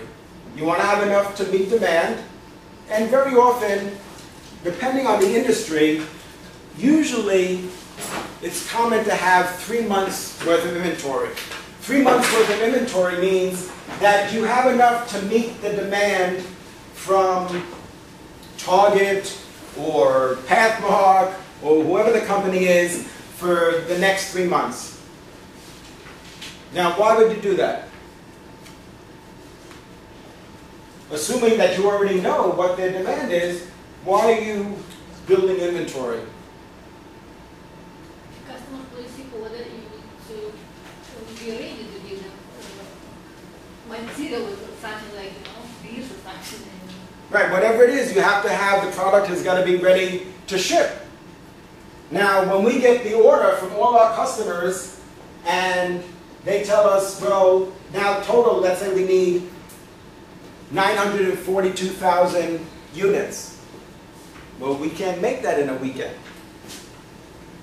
That means if you can't make that in a weekend, that means you had to make it the month before, or the month before that, or the month before that, and then store the inventory so that when you do get the order, you're going to have the product on hand to be able to ship. You need to think, you need to make decisions before. Right, You need to absolutely. make plan. That's right. You have to have a production schedule that's going to allow you to meet demand, because you have certain capacity limitations. That means there's only so many units that you can make in a day. And you need to know that. So once you have your forecast and you know that in a given year that you need to produce, let's say, 2,475,000 units, now you're going to figure out, well, how long is it going to take you to make them? And when are you going to make them? Now, in some cases, there's a lot of businesses that are very seasonal. And so that means that they're going to see, out of that 2,700,000-something, maybe 2.5 million of those units they're going to sell in the fourth quarter of the year. And if they're going to sell that in the fourth quarter of the year, that means that in January, February, March, April, May, June, the first 3 quarters of the year, they're going to have to be producing the product. Because you're not going to be able to make all that product in the last couple of months of the year for most products. You have a certain limitation. Even if you go to 3 shifts, there's only so many units that you could make in a given day, in a given week, in a given month. So you have your forecast. You have to, in many cases, hold inventory. And in some cases, it's not finished good inventory, it's partially completed. And one of the reasons why you might wait is why? Is because once you convert it, you're putting more money into the product. You're putting more labor. You're incurring more manufacturing overhead. That's why, for example, some companies, what they do is they produce the product and then they wait to package it.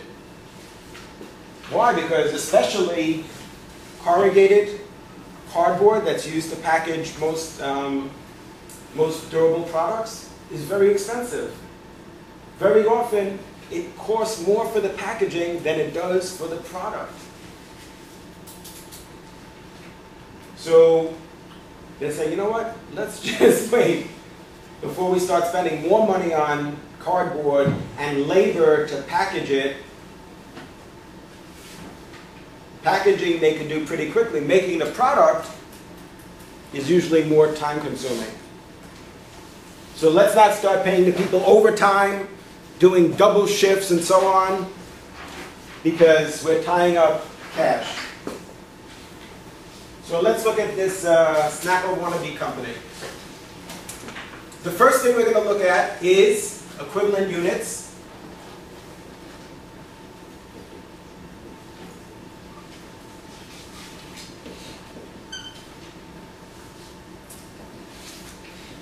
So what do they tell us?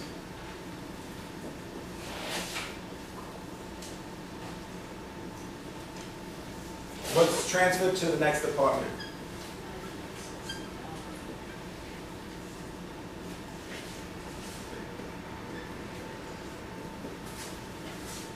Materials is 160,000 units. Conversion, they tell us, is also 160,000 units. Then they tell us the ending WIP.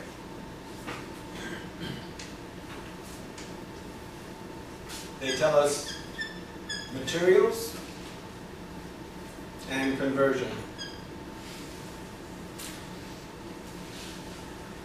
How many units?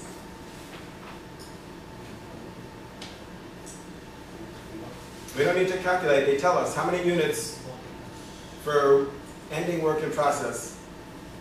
40,000, right? 40,000 units.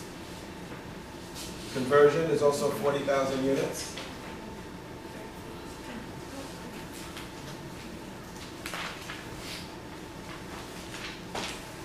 Materials, they tell us, is 100%, which is 40,000 units. And conversion is 25%, which gives us 10,000 units. So the equivalent units of production is, how much is it for materials?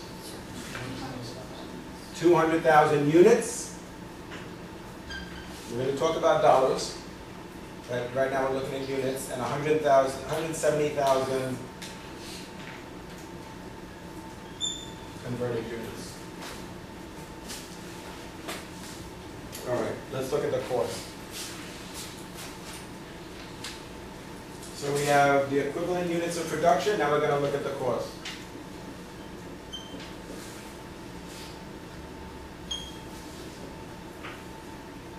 All right, they tell us the cost of beginning work in process.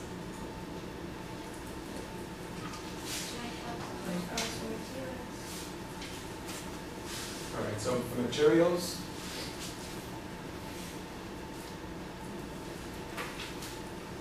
it's 25,000, right? 200. Conversion is 24,800. That's the cost of the working process at the beginning of the period. Cost added.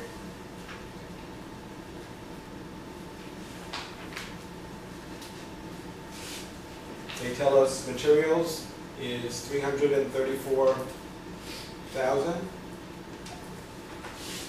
and conversion is 38,700. What do we mean when we say conversion cost? What's the conversion cost?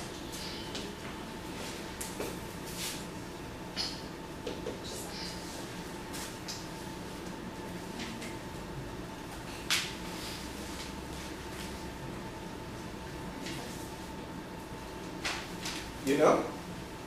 We just asked this that, didn't you? Does it cost convert the raw materials to the product? Right. I'm going to keep asking. I'm going to keep asking until everybody knows. And what does that actually mean? Because remember at the beginning, the first week, we talked about the different terminologies, but I think some of you are still a little bit fuzzy. You're not fuzzy anymore, but I think there's still some fuzziness. What is this? We talked about, remember the first I wrote this little diagram over here? And we talked about product cost, period cost, direct materials, direct labor, manufacturing overhead. And we said product cost and manufacturing cost are the same. Period cost and SG&A, selling general administrative, or non-manufacturing costs are the same. And then we said conversion cost. We said conversion cost is what? I heard part of it, I heard the first part. Right. So that's why we list it this way, because this is the direct, I don't think this one is going to last. This is the direct materials, and this is direct labor plus overhead, manufacturing overhead. So that's why here we call that the conversion cost. What is the conversion cost? We know that the conversion costs are, like Ms. Rahim is saying, right? That it's the cost to convert the direct materials into product. And what is that cost? Well, in order to convert the direct materials, you gotta use labor, and you can also incur some manufacturing overhead, which we said is indirect labor and indirect materials. So that's what we're looking at here. So same thing like when we started off, we talked about, when we did the schedule, direct materials, direct labor, manufacturing overhead. We're still focusing on that, but we're going to combine direct labor and manufacturing overhead and focus on conversion. If you want, you could show it separately, but really what we're focusing on is what does it cost to convert the materials. Professor, what is the difference between units per product and equivalent units? What is the difference between?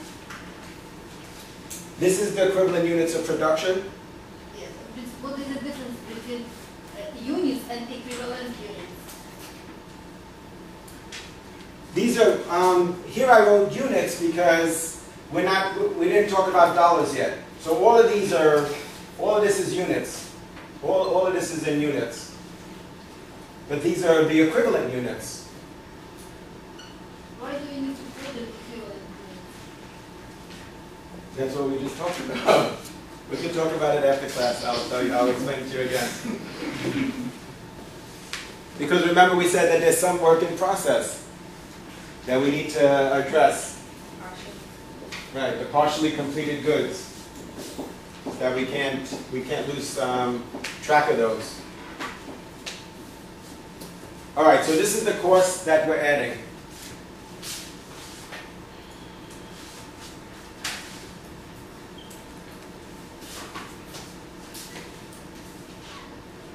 All right. One more time. You ready? What does this number mean?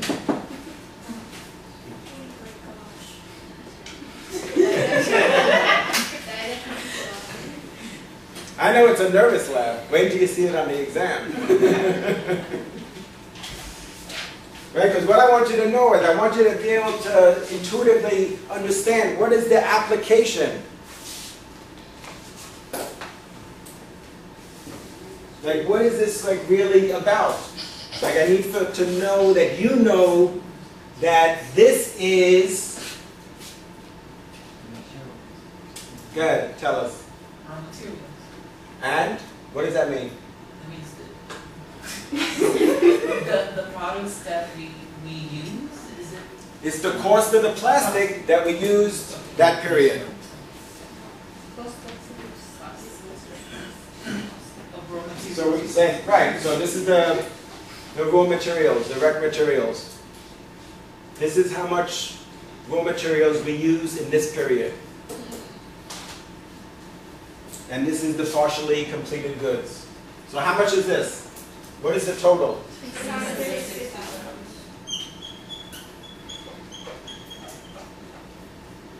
And? Alright, good. So that's the total cost.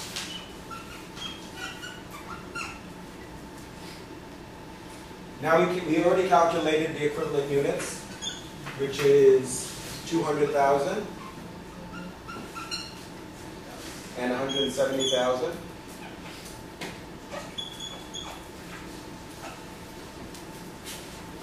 So the cost per equivalent unit is, right?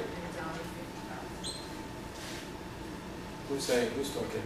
Siobhan, okay, $1.55. All right. Good.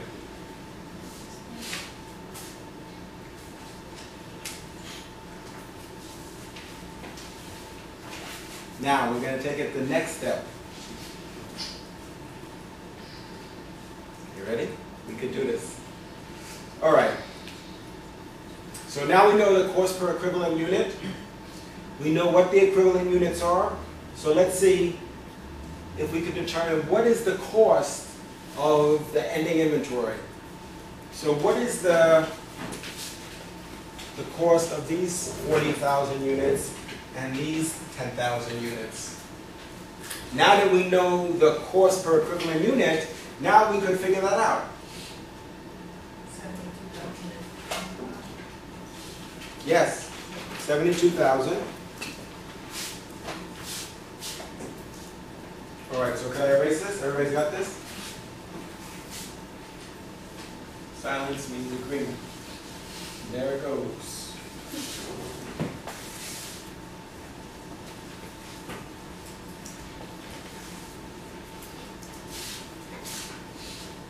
All right, so now we're going to apply these costs to the units.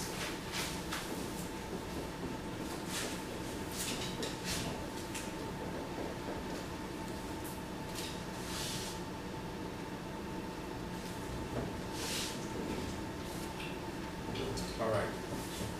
This is step 3. Ending with.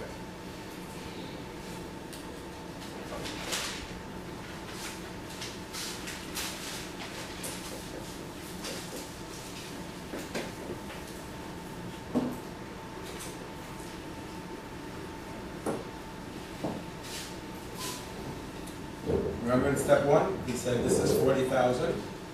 We calculated that at 40,000 units. This is 10,000 units. Now we know that the cost per equivalent unit is $1.80 for materials. And Siobhan told us $1.55 for conversion. Now we know the cost of the work in process at the end of the period.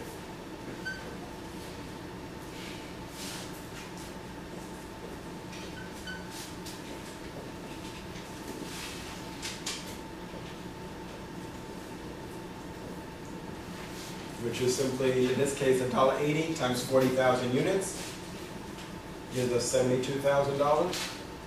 And 10,000 multiplied by $1.55 gives us 15,500.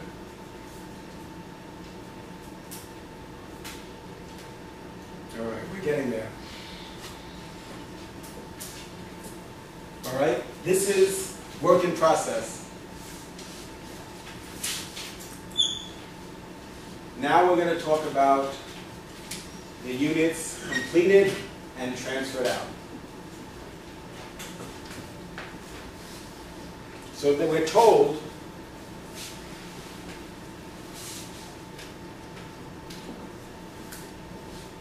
how much that is, right? But we want to find out the value. How many units? Right. 160,000 materials, 160,000 units conversion.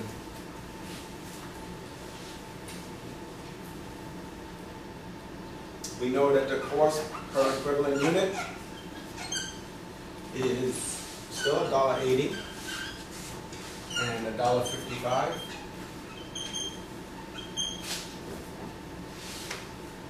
So the cost of the units completed and transferred out is how much? Yes, 288,000. Yes, 248,000.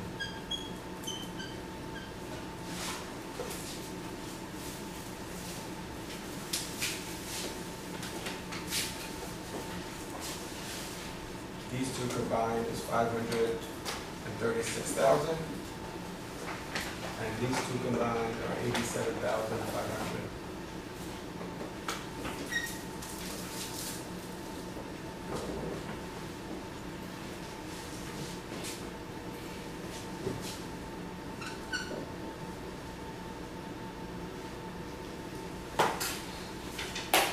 So now we've calculated the cost of the ending width and the cost of the finished goods. Right? Isn't that what this is, basically? Units completed and transferred out. That means those are the finished good items. So now we know what was work in process, partially completed, and the value of what was completed. Remember, we're trying to figure out the cost. That's what we're getting to. Right? That's why we're doing this. Now we're going to do the cost reconciliation. And then we can go.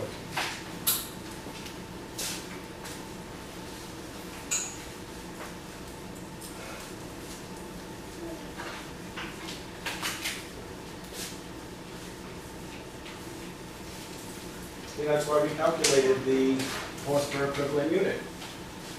Once we know that, then we can calculate the ending width and the value of the finished goods.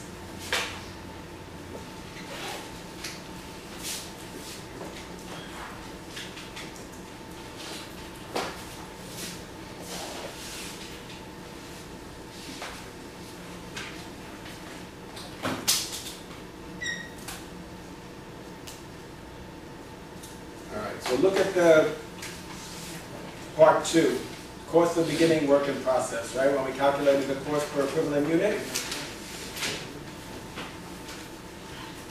Now what we're going to do is we're going to combine those two amounts. So when we calculated cost per equivalent unit, we had the cost of beginning work in process. Materials were $25,200. Conversion was $24,800. So how much is that?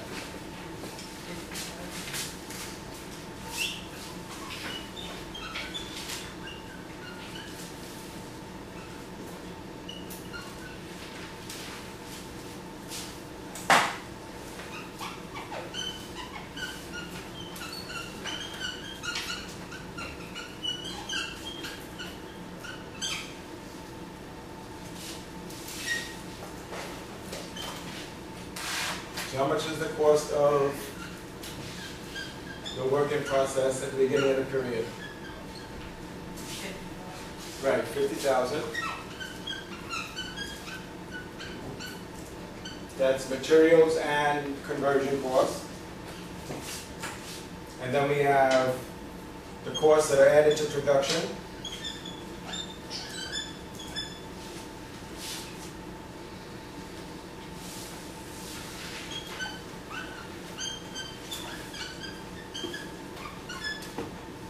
Which is how much? 536.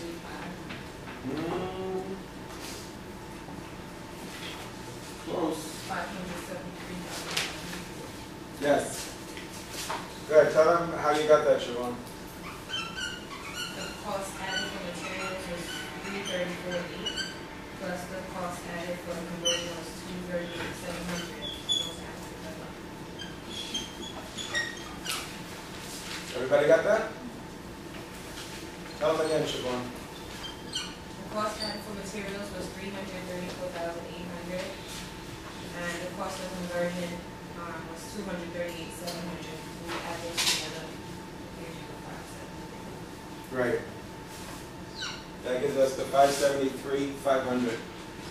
So the total cost to be accounted for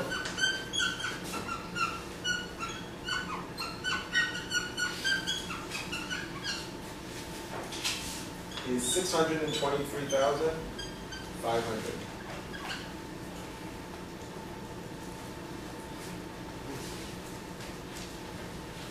That's the cost that we need to account for.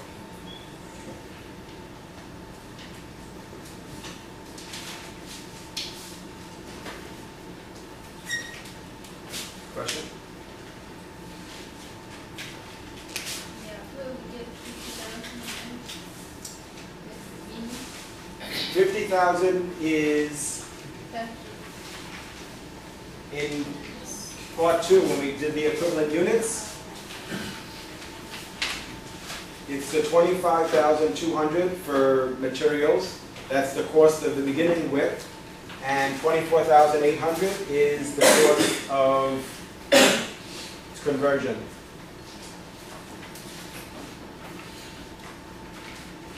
Now when we're doing this reconciliation, you see it says the cost to be accounted for.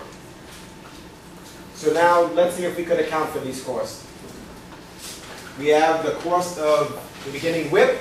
We have the cost that we added to production to convert the raw materials. So now let's see if we could account for those.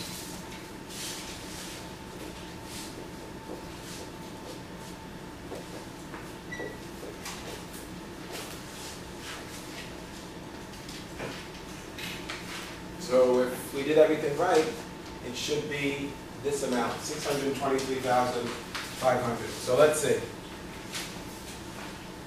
The beginning width was 50,000. But the cost of WIP at the end of the period was what? 87,500. Right. You see how we got that? Here we calculate the cost of WIP at the end of the period. 72,000 materials, 15,500 conversion, which is 87,500. So what do you think? Is this going to add up? Because look, here we said 50,000. Now we're already at 87,500. We got to get to this number. So let's see if we can get there. So then we have to look at the cost of the units completed and transferred out.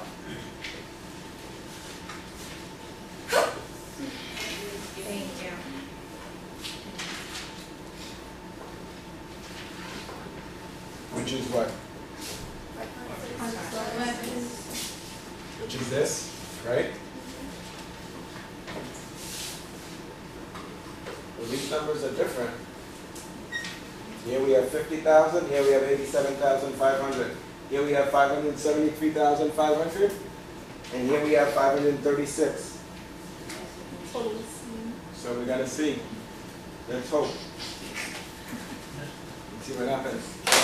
All right, here we go. Same. Is this from The same? Professor Bassell, is this from China? Turkey. Turkey. Wow. Turkey. This is Because I remember you said you was in China for several years.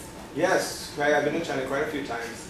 But this is probably made in China, but this is actually part of Turkish culture. The evil eye, which is supposed to, Stone.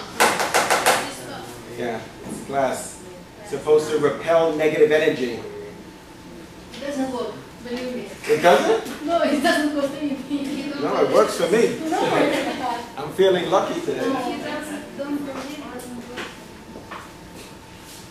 All right. Questions?